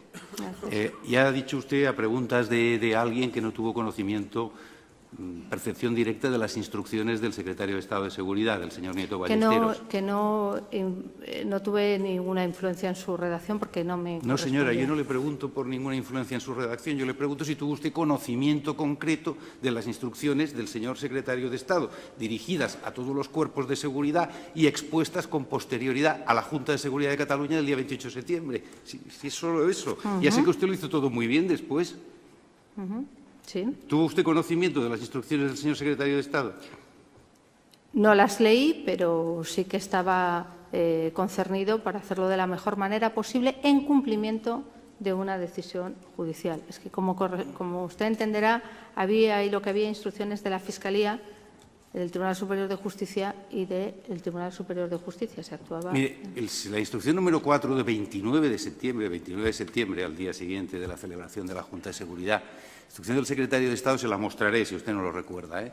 Decía concretamente las directrices que dictaba para todos los cuerpos de seguridad estatales que la intervención debía primar la seguridad de las personas y de los agentes por sobre la eficacia. Usted era conocedora de esta cláusula. Se la voy a mostrar mejor. Si con la venia del tribunal... Vamos a ver que igual si era conocedora de esa cláusula y no hace falta Bueno, mostrárselo. me parece... ¿Era conocedora usted de esa cláusula? Me parece que es una cláusula de carácter muy general. Uno tiene que siempre que primar... ¿Pero la conocía? ¿La conocía o no la conocía? Si no la conocía, Mire, seguimos el criterio de la defensa y lo seguimos. a lo largo de esos días hubo muchísimas actuaciones, como usted comprenderá, y no conozco los detalles de esa instrucción. Sí supe que se iba a dictar una instrucción en cumplimiento de sus capacidades como secretario de Estado de Seguridad para cumplir con lo que se requería en un auto judicial. Pero entiende usted que es una cláusula de trámite, una cláusula No, de estilo. no. Yo le estoy diciendo que me parece, y yo no soy experta en materia de seguridad, razonable que uno busque en una intervención policial la proporcionalidad.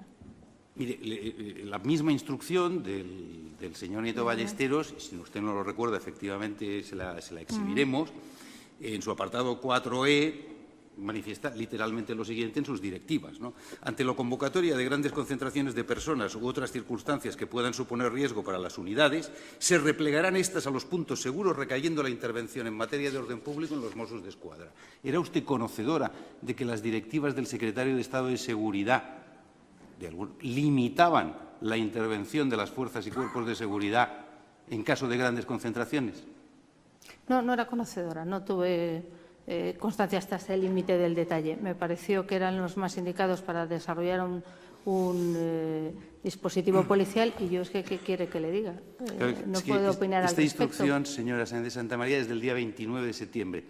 Claro, entonces la pregunta que yo tengo que hacerle a la vista de lo que usted ha declarado a preguntas del Ministerio Fiscal y de la acusación popular es cuándo perdió el Gobierno la confianza en la actividad de los Mossos d'Esquadra como policía leal.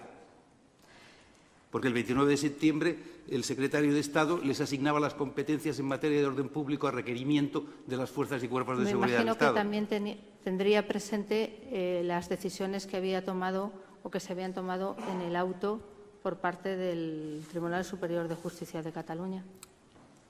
Usted ha manifestado ya a preguntas también en el turno de las acusaciones que era conocedora de la existencia de instrucciones de la Fiscalía Superior de Cataluña. Yo era conocedora de una instrucción que motivó el envío de 6.000 policías y guardias civiles como consecuencia de una carta que el señor ministro del Interior le mandó al conseller. Indudablemente, cuando se mandan 6.000 policías y 6.000 guardias civiles, pues indudablemente el Gobierno pues tiene que ser conocedor de ese asunto, nada más. Discúlpeme, señora Sáenz de Santamaría, porque usted y yo, o yo, estamos equivocados. Efectivamente, hay una carta del señor... O los dos. O los dos, es verdad, cierto, que tal vez sea la más probable. Existe una carta del señor ministro del Interior, efectivamente, al señor conseller de la Generalitat, de fecha 22 de septiembre, en la que se le comunica que van a llegar efectivos policiales. Pero que yo sepa, no hay ninguna instrucción de la Fiscalía Superior que diga que tengan que ir efectivos policiales a Cataluña. Si usted me puede precisar. Yo me imagino que sería para cumplir, tal y como a mí me dijeron, hay una instrucción y para cumplir creemos que la mejor manera de cumplirla es esta.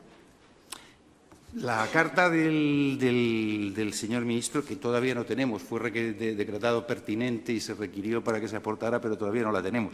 Pero bueno, en la memoria del señor Ford hacía referencia al artículo 38 de la Ley de Fuerzas y Cuerpos de Seguridad del Estado. Por tanto, hacía referencia a un envío de contingentes de naturaleza gubernativa, ni judicial ni por criterio asignado por Fiscalía alguna. ¿Es usted conocedora de este hecho? Conozco el artículo 38, esa petición de la autoridad regional, que no era el caso, o por decisión propia para el mantenimiento del orden público. Bien, se enviaron, ha dicho usted, 6.000 efectivos. Sí, creo recordar, no puedo decirle el número exacto. No, se lo digo porque, vamos, que yo sepa, y también me puedo equivocar, no existe ningún documento que cuantifique los contingentes enviados a Cataluña. ¿Cuál es su fuente de conocimiento sobre el hecho de que fueran finalmente 6.000? Pues mire, fue una cifra de la que se hablaba con habitualidad. ¿Esa es su fuente de conocimiento, el que se hablara con habitualidad? El ministro del Interior calculaba en torno a esa cifra. ¿Sabe usted cuántos centros de votación estaban previstos para el día 1 de octubre de 2017? Pues, mire, creo recordar que se hablaba incluso porque algunos no abrieron, primero que se eran públicos, los privados, luego a los alcaldes se les acosaba para que los abrieran y tal. Pueden ser más de 2.000. 2.239, exactamente. Entonces, claro, la pregunta es la siguiente. Si ustedes no confiaban en los Mossos d'Esquadra, ¿qué iban a hacer esos pobres 6.000 agentes con 2.239 centros? ¿A qué iban? ¿A reforzar el orden público en auxilio de los Mossos d'Esquadra o a sustituir a la Policía de la Generalitat? Desleal. A cumplir con su obligación de acuerdo con un mandato judicial. Bueno, eso sí que es una cláusula de estilo, perdóneme usted, yo le digo. Había previsto el Gobierno una actuación autónoma de las fuerzas y cuerpos de seguridad del Estado, dada la desconfianza que la carta del ministro del día 22 manifestaba en la Policía de la Generalitat, o se estaba pensando simplemente, como el secretario de Estado refleja el 29 de septiembre, en una actuación a requerimiento de los Mossos d'Esquadra. Mire, daba cumplimiento a una decisión judicial, según a mí me informó el ministro del Interior, y a los elementos que en esa decisión judicial se hacían constar. A ver, señor presidente, en fin, hay un artículo en el Código Penal cuyo número no recuerdo que se refiere al testigo renuente ante las preguntas que se le formulan. Exactamente, la pregunta que quiere usted formular y que considera que no ha contestado la testigo, ¿cuál es? Sí, se ha referido al cumplimiento de resoluciones judiciales. Yo le digo, enviaron 6.000 agentes. Eso es. Para 2.239 centros de votación. El secretario de Estado, documento que se puede exhibir inmediatamente, dice que estos, en caso de grandes concentraciones, tenían que actuar a petición del cuerpo de Mossos d'Esquadra. Esa es la cuestión. Entonces, yo le digo, confiaban en la Policía de la Generalitat y enviaron contingentes de las fuerzas y cuerpos de seguridad en apoyo o era en sustitución? Esa es la pregunta. Si puede, desde la perspectiva del Gobierno, cuando acuerdan el envío de ese refuerzo de 6.000 policías, si se estaba pensando en alguna de las alternativas que le sugiere el letrado. Mire, en primer lugar, eso fue anterior a una decisión judicial que fue la de 27 de septiembre, donde yo creo recordar que se nombraba un coordinador y se decía a cada fuerza y cuerpo de seguridad del Estado, incluidos los Mossos, por parte del juez lo que tenían que hacer. Y lo cumplirían, pero como ya digo, yo ni participé ni diseñé ese dispositivo policial, ni me siento capacitada para decir cuántos son o no necesarios. Pues eso. O si no, no le está preguntando el número, Sí. le está diciendo si eran de apoyo o de sustitución. Usted eso... En cumplimiento de esa decisión judicial, ahí no le puedo decir porque es que no formamos parte, más que tratar de... Bien, usted misma se ha referido al nombramiento de un coordinador y ha hecho referencia al auto de 27 de septiembre del Tribunal Superior de Justicia de Cataluña, que, por cierto, ¿leyó usted o también tiene un conocimiento difuso a partir de fuentes ignoradas? Mire, la obligación del Gobierno es de estar informado, pero también de ser absolutamente respetuoso con las decisiones de los jueces. Y hubo una Junta de Seguridad donde se puso en conocimiento algunas cuestiones y nos las transmitía el delegado del Gobierno. ¿Sabe usted que la instrucción del secretario de Estado, en cualquier caso, es posterior al auto del día 27? Indudablemente, en ese auto, me imagino, y así es, se decía cómo se tenía que intervenir y el secretario de Estado de Seguridad, que es el órgano competente, pues trataría de organizarlo de acuerdo con su profesionalidad y con sus experiencias. Bien, voy terminando. Me refería al mecanismo de coordinación. Fue un coordinador del Ministerio, Sí, se designó nombrado por por la el Poder Instrucción Judicial. 4 del Fiscal Superior de Cataluña, ratificado Sí. por el Tribunal Superior de Sí. Justicia el 27 de septiembre. Eso no es objeto de discusión. La pregunta es la siguiente. ¿En qué momento del día 1 de octubre quebró el mecanismo de coordinación? Es decir, si sabe usted las razones por las que el coordinador del Ministerio suspendió todas las reuniones de coordinación. No lo sé. ¿Y no ha sido materia a partir del día 1 de octubre que suscitara su interés y sus ansias de conocimiento? Era un tema operativo y yo no entraba en los temas operativos. ¿Era un tema operativo la quiebra del mecanismo de coordinación entre los cuerpos estatales y la Policía de la Generalitat, en su opinión? Mire, correspondía a las fuerzas y cuerpos de seguridad del Estado y a su profesionalidad a ese respecto. Yo no le puedo decir si se frenaron o se dejaron de frenar esas decisiones. Sí le puedo decir lo que vi y lo que en ese momento se estaba produciendo y algunas actuaciones de los Mossos y principalmente de su jefe, pero yo ahí no le puedo decir a qué obedecía eso porque no lo presencié. O sea, tiene un conocimiento, en todo caso, de referencia. Tengo un conocimiento de lo que me iba ese día diciendo el delegado del Gobierno, que no a este respecto tampoco. Bien, me perfecto. Su fuente de conocimiento sobre esta cuestión es el delegado del Gobierno. Sobre, en general, algunas cosas que pasaron el 1 de octubre, no sobre esta cuestión. Bien. Y todo lo que sabe usted sobre el desistimiento en las actividades de coordinación es esto que me ha dicho usted. Yo no tengo ninguna información a ese respecto, de ningún desistimiento. ¿No ha leído usted los informes emitidos por el entonces coronel Pérez de los Cobos relativos a la quiebra del mecanismo de coordinación? No. Perfecto. ¿Dependía de usted en aquellas fechas del Centro Nacional de Inteligencia? Sí. ¿Le advirtieron de la presencia de urnas en territorio catalán antes del 1 de octubre o le facilitaron alguna información valiosa para su detección? No, aquellos asuntos en relación a la preparatoria del referéndum estaban en ese momento bajo instrucción en los tribunales en Cataluña. ¿Los tachó usted de desleales posteriormente, dado que no consiguieron resultados positivos? ¿A quién? A los del Centro Nacional de Inteligencia. En absoluto. Eso es todo. Muchas gracias. Señor letrado, ¿hay alguna otra pregunta o pasamos al siguiente testigo? Una sola pregunta con la venia de la sala. Simplemente, buenas tardes. Buenas tardes. ¿Conocía usted en su momento el programa electoral con el que se presentó Junts pel Sí a las elecciones de finales del año 2015? El programa electoral no lo leí. ¿No lo leyó?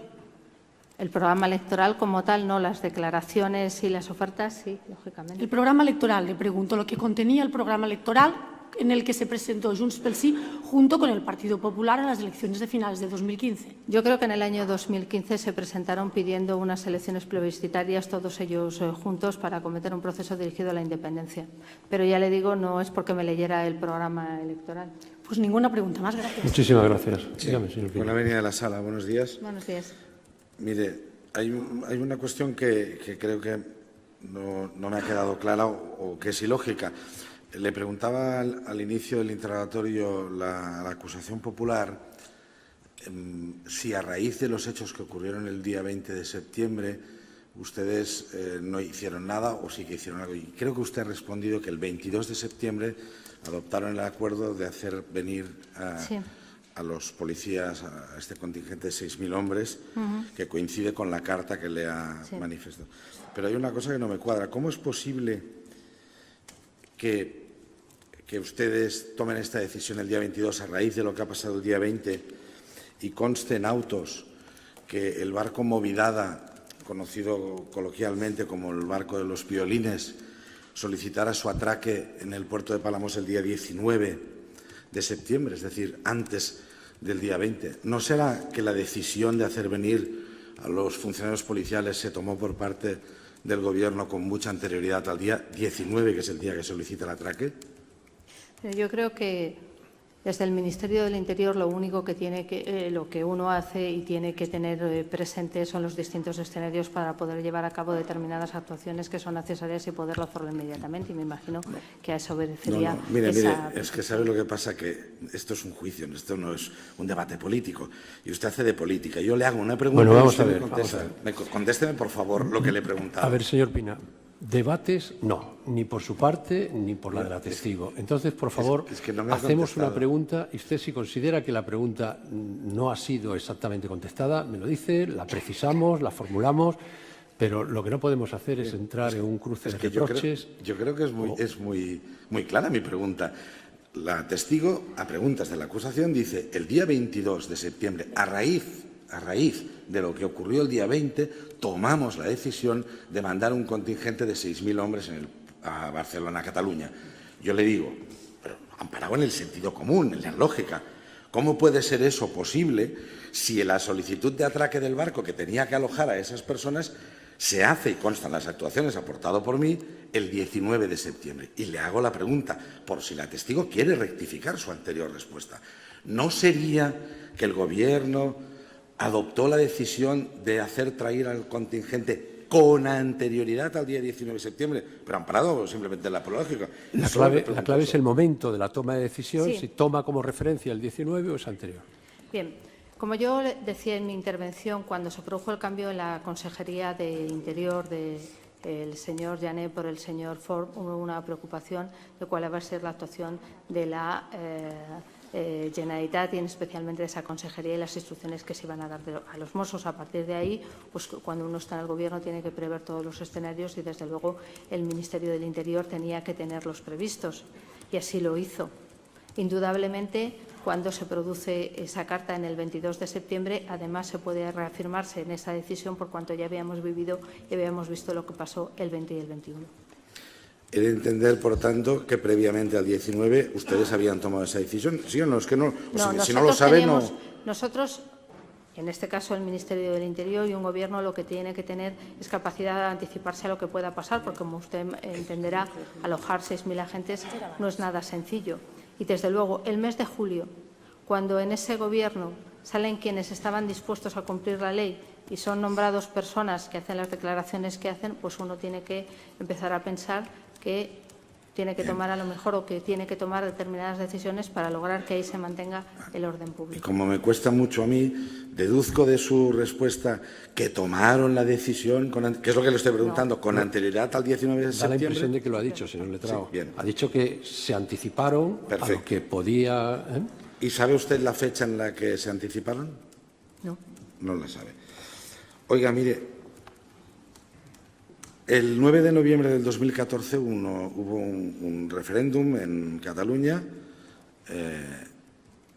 ¿Por qué no adoptaron la medida de hacer venir también un contingente policial para aquellas fechas y aquel acto?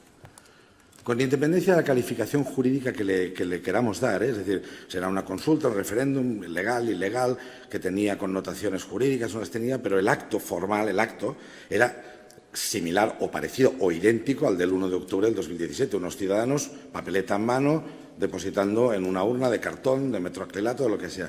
Le pregunto por qué, si es que hay alguna razón, en aquel momento no decidieron que vinieran policías a Cataluña.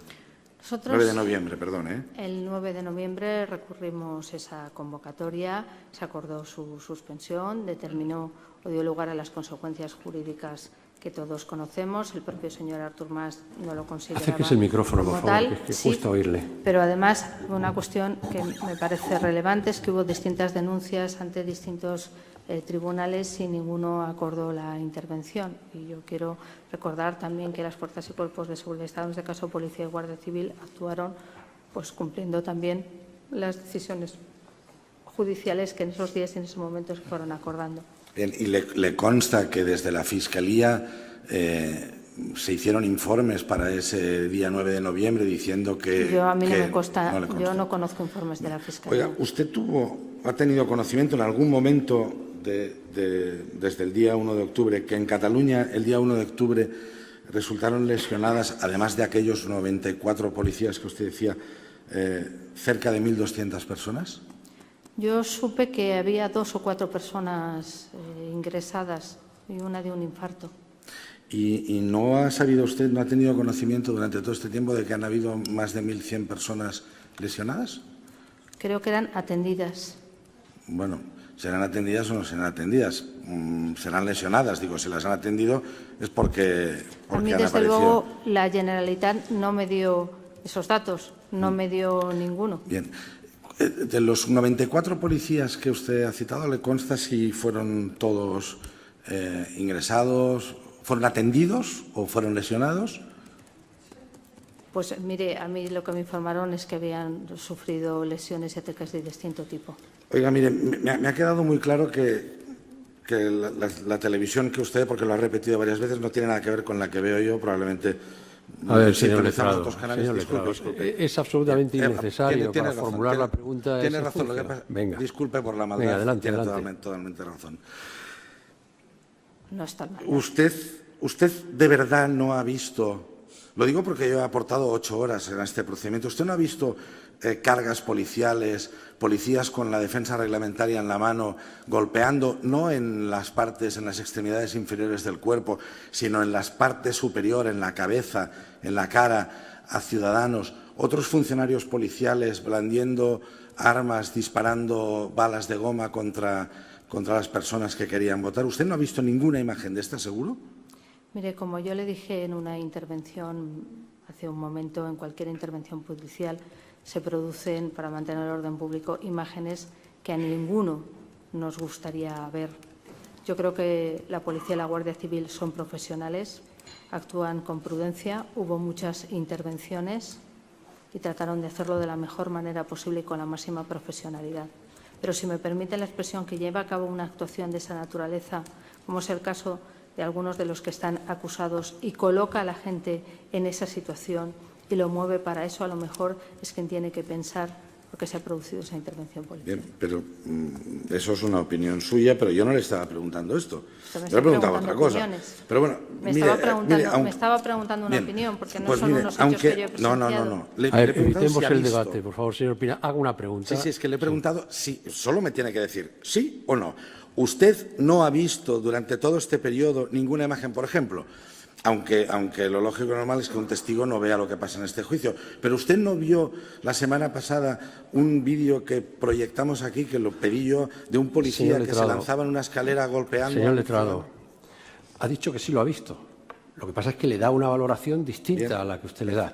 Luego usted enfatiza su propia valoración, las acusaciones harán lo propio y el tribunal acordará un desenlace. Pero no ha dicho que no lo vio, dice que sí lo vio. Lo que pasa es que le da un significado distinto. Totalmente de acuerdo, gracias. ¿Usted en algún momento tomó en consideración dirigirse a aquellos ciudadanos que el 1 de octubre resultaron lesionados? Explicándoles o diciéndoles, miren, sabe muy mal al gobierno, ustedes hayan sido lesionados por miembros. No.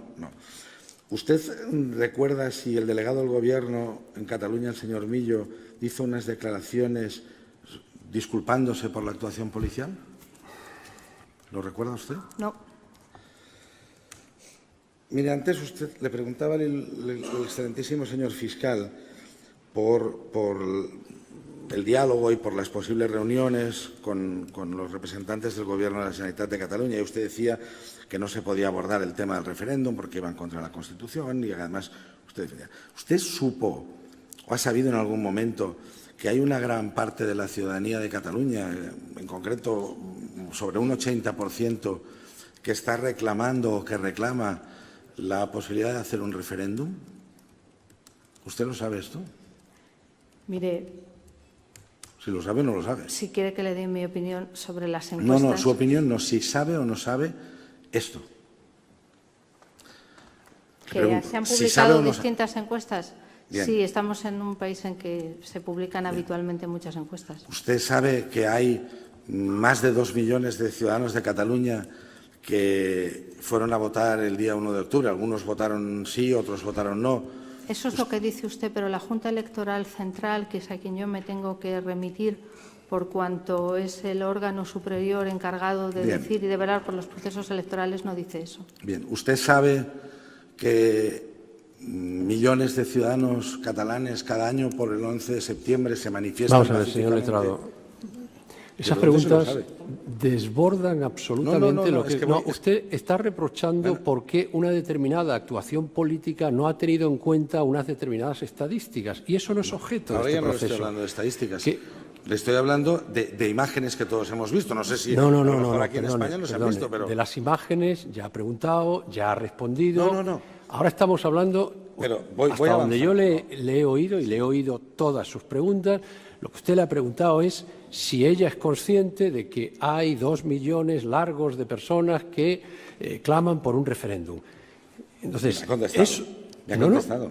Y Me ha ha contestado. contestado hablando de la existencia de otro tipo de encuestas relacionadas con, en fin, lo que es la opinión en Cataluña acerca de la conveniencia o no de un referéndum. Sí, estamos de Pero a acuerdo. partir de ahí, Pero es que sigo. Es que le quiero hacer una siguiente pregunta para formularle la última.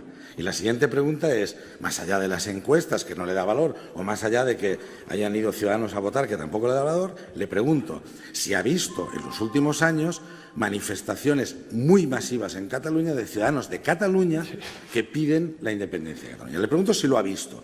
Y a partir de aquí, si me dice si lo ha visto o no lo ha visto, si me dice que no lo ha visto, acabo aquí. Si me dice que lo ha visto, la siguiente pregunta es si eso al Gobierno del Partido Popular está usted, mire, volvemos a lo mismo. Usted está haciendo un reproche sobre los términos políticos del debate tal y como usted lo quiere conducir. Estamos en un proceso penal. Usted antes ha reprochado a la testigo, probablemente con razón, que esto es un proceso penal.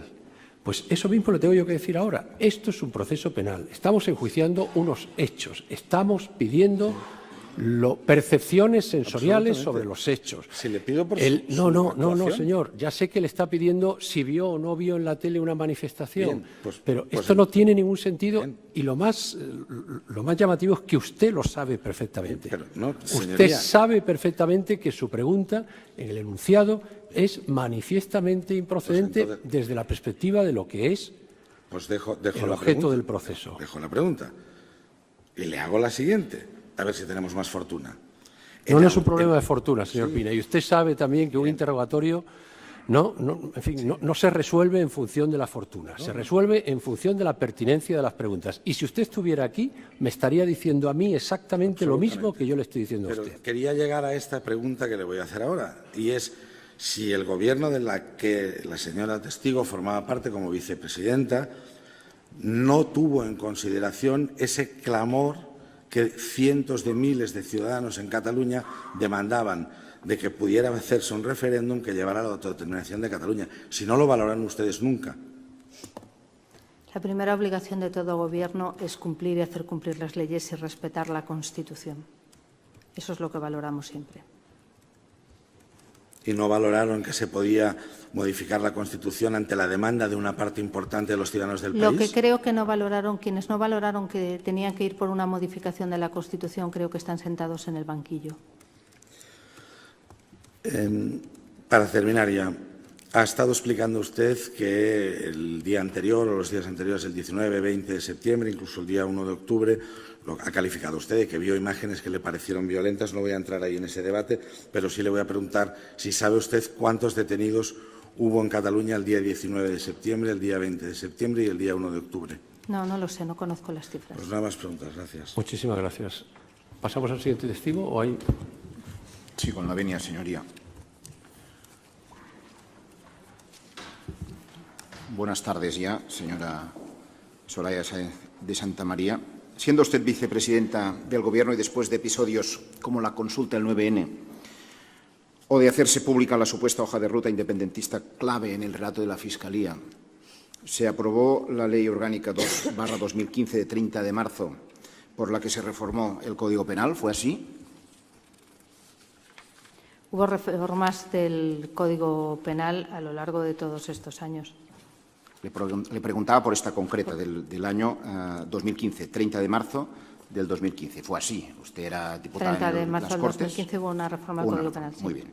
En esta reforma, hecha cuando su formación política tenía mayoría absoluta en el Congreso de los Diputados y, consiguientemente, pues no necesitaba ningún respaldo de ningún grupo parlamentario, ¿sabe usted si se recuperó la penalización por organizar un referéndum ilegal como había existido hasta el año 2005 y como la semana pasada, por cierto, defendió su propio grupo parlamentario en el Congreso de los Diputados? Creo que la ley es pública en el Boletín Oficial del Estado. Yo ya lo sé que es pública y lo sabemos todos, pero ¿usted recuerda si esto fue así? Sí, el contenido es conocido. Es un hecho público y notorio que humildemente no necesita prueba. Yo simplemente le preguntaba si usted lo recordaba, no hay más.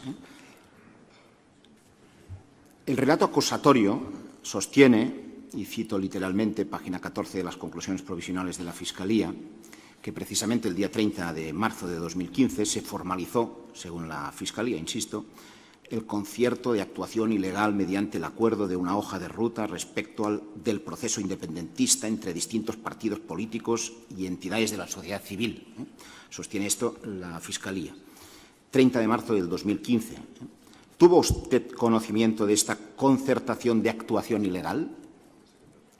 A lo largo de ese tiempo lo que veíamos es como el Parlamento, y lo digo porque tuvimos que recurrir sus decisiones, por tanto mi conocimiento forma parte de esas resoluciones que se iban aprobando en el Parlamento de Cataluña, primero en relación al reconocimiento, a la autoatribución de soberanía, después las distintas resoluciones en las que se convocaba el referéndum, después la ley reguladora del referéndum, después la ley de transitoriedad jurídica, estas que fueron aprobadas en las jornadas del 6 y el 7 de septiembre en el Parlamento de Cataluña, y todo ello pues iba siguiendo una pauta que nosotros íbamos recurriendo inmediatamente ante el Tribunal Constitucional.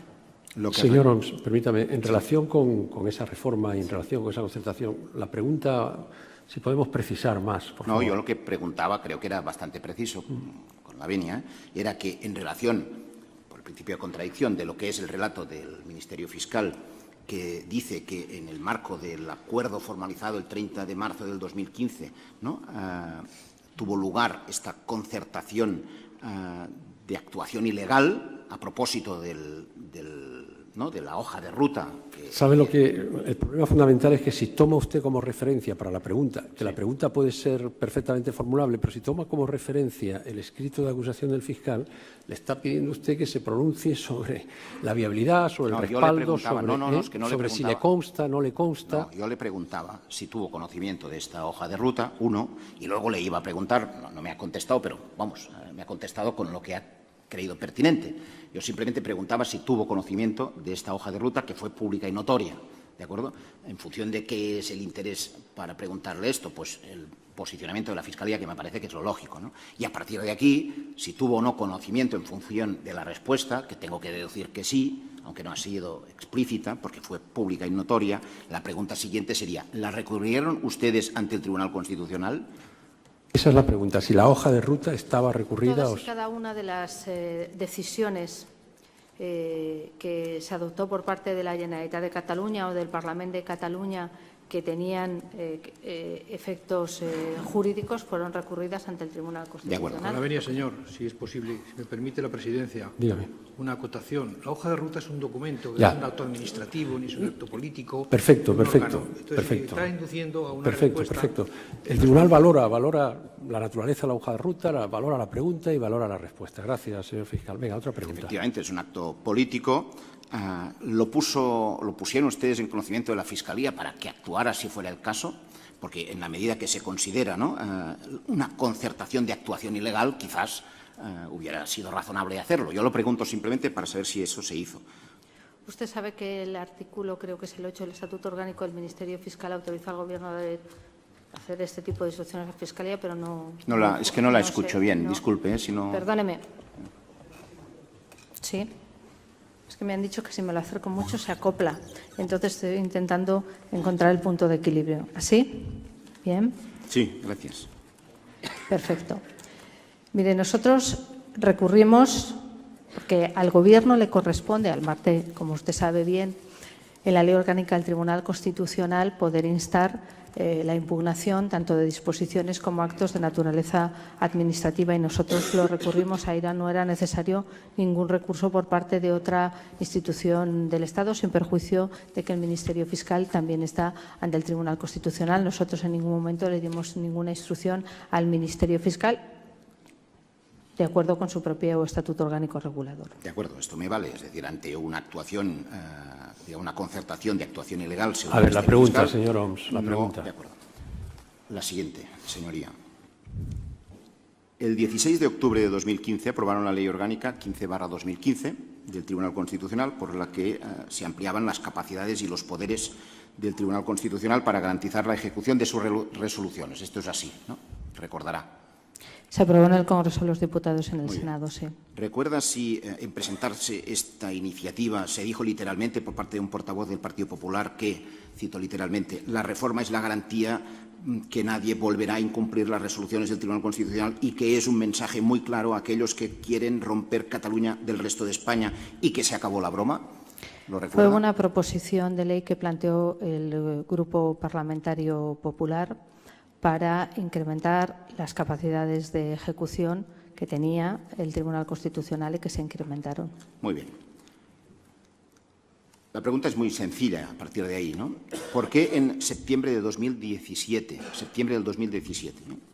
viendo el empeño del Gobierno de la Generalitat, según el relato acusatorio, ¿no?, en la organización del referéndum, que estaba ya suspendido, sitúese a partir de la fecha en que entró en vigor la suspensión por parte del Tribunal Constitucional, ¿no?, ante este empeño, supuesto empeño, en septiembre del 2017, ¿por qué el Gobierno que usted representaba en aquel momento no solicitó que se adoptaran las medidas previstas en el artículo 92.4 o en el artículo 92.5 de la reformada Ley Orgánica del Tribunal Constitucional que ustedes introdujeron para, dijeron, acabar la broma, como, por ejemplo, la imposición de multas coercitivas o como la suspensión de funciones a los miembros del Gobierno de la Generalitat? ¿Por qué no hicieron esto? ¿Por qué no pidieron al Tribunal Constitucional, ante aquel empeño, según la Fiscalía, aplicar estos artículos que ustedes habían reformado de la Ley Orgánica del Tribunal Constitucional?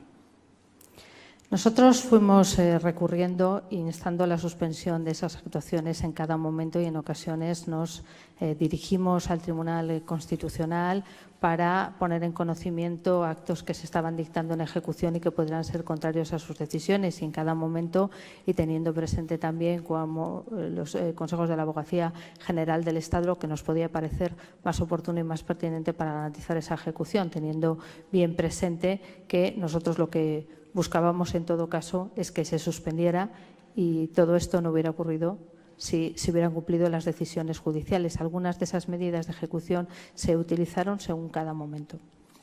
Se utilizaron en un caso concreto en relación a la sindicatura electoral. Esto tiene razón y recordará usted cuál consecuencia tuvo el utilizar estas capacidades por parte del Tribunal Constitucional a instancias del Gobierno de España en relación a la sindicatura electoral. ¿Sabe lo que pasó con la sindicatura electoral? ¿Lo recuerda?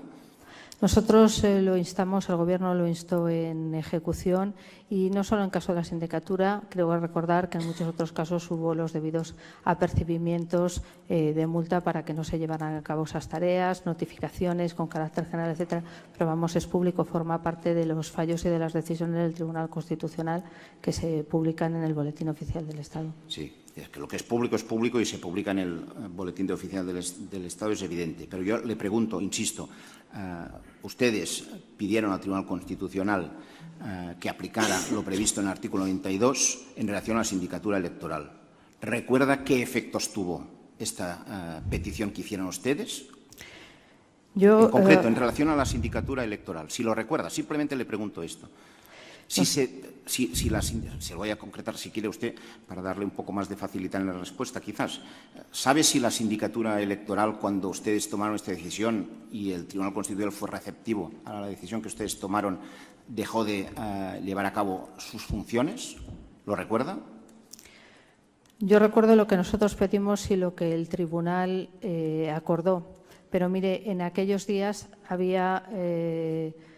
sobre relación a la sindicatura de cuentas se le habían hecho apercibimientos para que dejara de hacerlo y si yo mal no recuerdo, algunos lo hicieron y otros tengo la sensación y quiero recordar que no, pero el caso es que tenían todos ellos que constituirse. También lo que sí recuerdo es que la sindicatura de cuentas pues distaba mucho de ser un órgano que se pudiera considerar como independiente. La sindicatura electoral, no le pido que la valore, tampoco le pido que la valore. Yo simplemente le pido que, parte me ha contestado, y ya le corroboro que sí, efectivamente, dejó de ejercer sus funciones la sindicatura electoral como efecto de la petición que hizo el Gobierno de España ante el Tribunal Constitucional, y a su tiempo el Tribunal Constitucional aplicó el artículo 92 de la Ley Orgánica reformada por ustedes del Tribunal Constitucional. La pregunta es muy sencilla. ¿Por qué no hicieron lo mismo en relación al Gobierno de la Generalitat, ante lo que antes usted ha comentado, ha explicado, ha dado, vamos, no solo opinión, sino su testigo propio ante este tribunal, en relación a todo lo que hizo el Gobierno de la Generalitat a partir del día pues, que quedó suspendida la convocatoria del referéndum? ¿Por qué no lo hicieron ustedes, pudiéndolo hacer? Y además se vio que para el caso de la sindicatura electoral fue efectivo.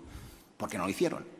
Mire, en cada uno de los recursos iba pidiendo las actuaciones que se consideraban pertinentes o más pertinentes por el Tribunal, de acuerdo con los propios asesoramientos que nos daba la Abogacía General del Estado. Pero he de decirle que ahí hubo un montón de apercibimientos por parte del Tribunal Constitucional, de requerimientos para que no siguiera así, y creo que los que fueron notificados y apercibidos tenían muy claro lo que tuvieron que hacer, otra cosa es que no lo hicieran. Lo claro es que no lo hicieron, esto me ha quedado claro. La siguiente pregunta, y en eso voy acabando, señoría. ¿Cómo se explicaron ustedes y cómo podría explicarnos a la sala lo que se explicaron ustedes, que con toda la fuerza y la inteligencia del Estado español, con centenares de agentes del CNI, con miles de efectivos de la Policía Nacional y de la Guardia Civil, no pudieran encontrar ni una sola? Disculpe. Es que ya esa introducción es manifiestamente improcedente. Bueno, pues una pregunta. Retiro la introducción, sí. Señoría, ya está. Hago la pregunta completa. Haga la pregunta. Sí. ¿Cómo se explicaron que no encontraran ni una sola urna de las más de 6.000 que aparecieron de golpe y porrazo el día 1 de octubre por la mañana? Ni una sola. ¿Cómo se lo explicaron? Que no le encontraran ni una urna. Mire, cumpliendo decisiones judiciales, distintas fuerzas y cuerpos de seguridad del Estado llevarán a cabo distintos registros en los que, como es bien conocido, se requisaron distinto material electoral. Por tanto, en algunas actuaciones de investigación se tuvo resultado y en otros me imagino que no, pero ya digo, eran decisiones judiciales y el Gobierno no formaba parte de esos operativos. Ya. No será que, pregunto, por su conocimiento, ¿no será que estaban en manos estas urnas de centenares de ciudadanos anónimos? A ver, vamos a ver, señor Homs. Es que estamos teniendo una generosidad en el juicio de pertinencia sobre las preguntas que se están formulando que no me lo ponga usted más difícil, no me lo ponga usted más difícil. Esa pregunta lo que está haciendo es replicar su opinión a la respuesta que le ha dado la testigo. Entonces, por favor, formule otra pregunta.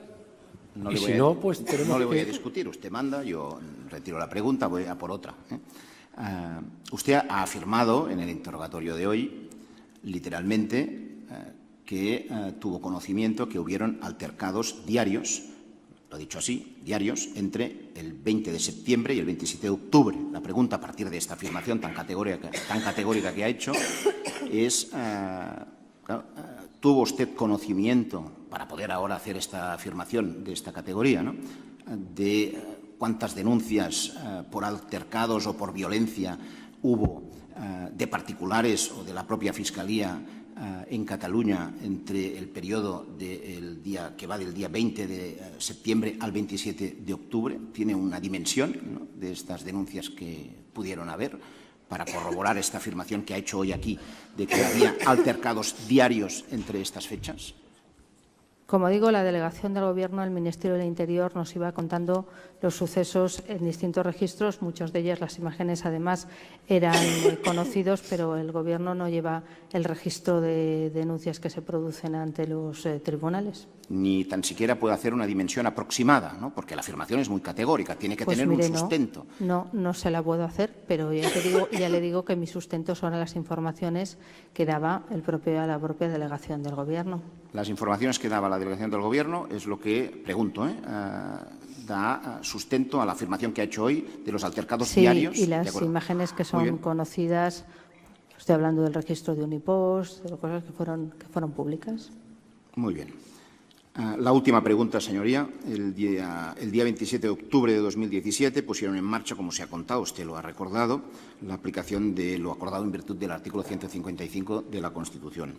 ¿Le consta si hubo resistencia desde las instituciones catalanas en acatar su aplicación, más allá, evidentemente, de las legítimas valoraciones que se hicieron? Mire, en el artículo 155 lo que se hizo fue el cese de todo el Govern de la Generalitat y, en el caso del Ministerio del Interior, con mayor profundidad. Y una cosa es las decisiones de ese Govern y de los órganos de naturaleza política y otra cosa son funcionarios públicos que cumplen lealmente con su obligación. La pregunta era muy sencilla, era si se acató por parte de las instituciones catalanas, de sus responsables, esta decisión que se tomó. Simplemente era sí o no. ¿Se acató? Nosotros ejecutamos el artículo 155, sí. ¿Y se acató? Sí, una vez que fue cesado el Gobierno de la Generalitat, tenga en cuenta que el Gobierno de la Generalitat había sido sustituido por el Gobierno de la Nación y procuramos trabajar de la mejor manera posible para que en Cataluña se siguieran prestando los servicios públicos y los catalanes no se vieran perjudicados de lo que habían vivido como consecuencia de las actuaciones de la anterior Generalitat que habían sido cesadas. ¿Hay alguna otra pregunta? No, gracias, señoría. Bueno, pues vamos a interrumpir. Con la venia, señoría. Usted quiere formular una pregunta. Sí, adelante. Intentaré ser breve, señoría. Sí. Vamos a ver. ¿Tiene usted conocimiento de que los otros dos barcos que llegaron a Cataluña para alojar a policías nacionales y guardias civiles, fruto de esta decisión previa, atracaron en Tarragona y Barcelona en la misma mañana del 20 de septiembre? No tengo conocimiento de las fechas de ese atraque. Sí que tuvieron algunas dificultades. Ha dicho que la concentración del 20 de septiembre, el conocimiento que usted tiene es a través de los medios de comunicación, de las imágenes. Y de la delegación del Gobierno. ¿Le consta a usted y ha visto en las imágenes que se produjeran actuaciones musicales dentro de esa concentración de protesta? Pues mire, he de decirle que no estaba muy pendiente de la música. ¿Pero le consta que hubo actuaciones o no? Pues mire, como pretenderá cuando lo que se está impidiendo es a una comisión judicial llevar a cabo su tarea y salir de esa propia sede, creo que un mínimo de seriedad y rigor le lleva a preocuparse de otras cosas y no de la música. Imagino que habría de todo. A través de los medios de comunicación, ¿tuvo usted oportunidad de seguir todas las ocasiones en las que Jordi Cuixart se dirigió a la gente dentro de la concentración, los discursos íntegros que hizo dirigiéndose a la gente? Creo que los discursos íntegros son públicos. Le pregunto si tiene usted conocimiento, si tuvo conocimiento. ¿Íntegros en ese día? Sí. Algunos. Vamos a ver, en relación al... Es un documento, el número 2, voy a intentar no exhibirlo e intentar hacer las preguntas sin exhibición. Documento 2, aportado junto al escrito de defensa. ¿Tuvo usted conocimiento que en fecha 28 de septiembre de 2017, es decir, antes del referéndum, dos expertos de Naciones Unidas se dirigieron al Gobierno español? Consta que dicen que han estado en contacto con el Gobierno español y les exhortaron a las autoridades españolas a garantizar que las medidas adoptadas antes del referéndum catalán del 1 de octubre no interfirieran con los derechos fundamentales a la libertad de expresión, reunión y asociación y participación pública. ¿Tuvo usted conocimiento de este requerimiento? Yo no recibí ningún tipo de requerimiento. Además, nosotros formamos parte de Naciones Unidas como un Estado democrático en que nuestras fuerzas y cuerpos de seguridad del Estado son democráticos y que todo el mundo cumple la ley. Yo, desde luego, no recibí ningún tipo de requerimiento. Ni le consta que hubiera contactos con miembros del Gobierno en este sentido, como afirman los relatores de Naciones Unidas. Yo no recibí ningún tipo de requerimiento. España es una democracia y una democracia consolidada. ¿Le consta si con posterioridad al 1 de octubre tanto la Asamblea Parlamentaria del Consejo de Europa como diversos relatores de Naciones Unidas se dirigieran al Gobierno de España condenando la violencia policial y exigiendo peticiones de investigación? A mí lo que me consta es que por parte de algunos dirigentes independentistas se intentó promover en ese punto también el hecho de que se viviera pues una operación en la que también se trataba de confundir a la opinión pública internacional con imágenes falsas de muchas cosas que se habían producido. Pero mire, España es una democracia en que tenemos tribunales democráticos en que la policía actúa cumpliendo la ley y yo creo que eso es un elemento a tener en cuenta. Luego cada uno se producirán los juicios que se produzca, pero le estoy hablando de un Estado democrático que tiene sus procedimientos y que los respeta. Pero le consta que hubo requerimientos por parte de relatores. A mí no de me Naciones recurrió Unidas. desde luego nadie, yo no recibí ningún tipo de requerimiento. ¿Le consta a usted si la abogacía del Estado durante el mes de septiembre, con anterioridad al referéndum, recibió instrucciones y presentó diversos recursos contenciosos administrativos en distintas localidades de España para prohibir la realización de conferencias relativas al referéndum? Mire, la abogacía del Estado cumple, de acuerdo, si no recuerdo mal, con su propia ley reguladora y algunas otras, la impugnación de actos que se consideren contrarios a las leyes y luego serán, en su caso, los jueces de los contenciosos administrativos los que decidan si se produce o no se produce. Es algo que se hace de acuerdo con la propia legislación reguladora de la abogacía. Sí, le había preguntado si tuvo usted conocimiento. No, no tengo conocimiento porque la Abogacía General del Estado no forma parte, no está vinculada al Ministerio de la Presidencia de los recursos que la Abogacía del Estado presenta en las distintas provincias. Ninguna pregunta más, gracias. Muchísimas gracias. ¿Quién habla? Tenía exclusivamente una pregunta. Adelante. Sí. Buenos días. Mire, yo le quería preguntar, usted ha dicho antes que todo lo que no se publica no tiene efectos jurídicos. Entonces, yo le quería preguntar, ¿usted sabe que la Declaración de Independencia no solo no se publicó, sino que además estaba en el preámbulo y ni siquiera se votó? El señor Puigdemont recibió un requerimiento del presidente del Gobierno donde le dejaba bien claro que tenía que decir si había declarado o no la independencia. Y creo que la respuesta del señor Puigdemont es también pública. No le estoy hablando del día 10, le estoy hablando del día 27, que es el día que se votó en el Parlamento una propuesta de resolución. Mire, yo le estoy diciendo que cumpliendo el artículo 155 de la Constitución, el presidente Puigdemont podía haber dicho que no se había declarado la independencia o haberla revocado. Y no Yo lo lo que le hizo. estoy preguntando es si usted tenía conocimiento, porque usted ha dicho que aplicaron el 155 porque pensaron que se había declarado la independencia. Entonces yo le pregunto si usted tenía conocimiento de que esta declaración de independencia no solamente no se publicó, por lo tanto no podía tener efectos jurídicos, sino que además ni siquiera se votó porque estaba en el preámbulo y solo se votó la Vamos parte a ver, dispositiva. señora letrada. Dijo que era una y son cuatro. Y todo lo demás son variaciones sobre el mismo tema. Y es preguntarle a la testigo su opinión sobre la eficacia jurídica que pudo tener una declaración, si dependía o no dependía, si dependía o no dependía de su publicación. Creo que el debate sobre la eficacia jurídica de esa declaración no es un debate que deba mantener usted con la declarante. No, con la venia. Exclusivamente le pregunto, pero es que no me contesta la pregunta, si ella tenía conocimiento de si se publicó. ¿Tenía usted conocimiento de si se publicó la declaración de independencia?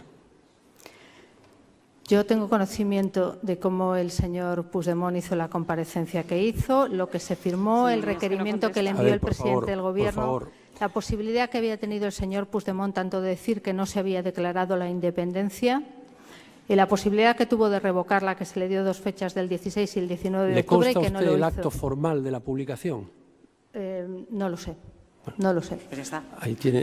Pido por favor al público y a todos que evitemos, en fin, los murmullos, las aprobaciones y las desaprobaciones y, en definitiva, la respuesta más o menos irónica sobre el agrado o el desagrado que nos produce una determinada respuesta.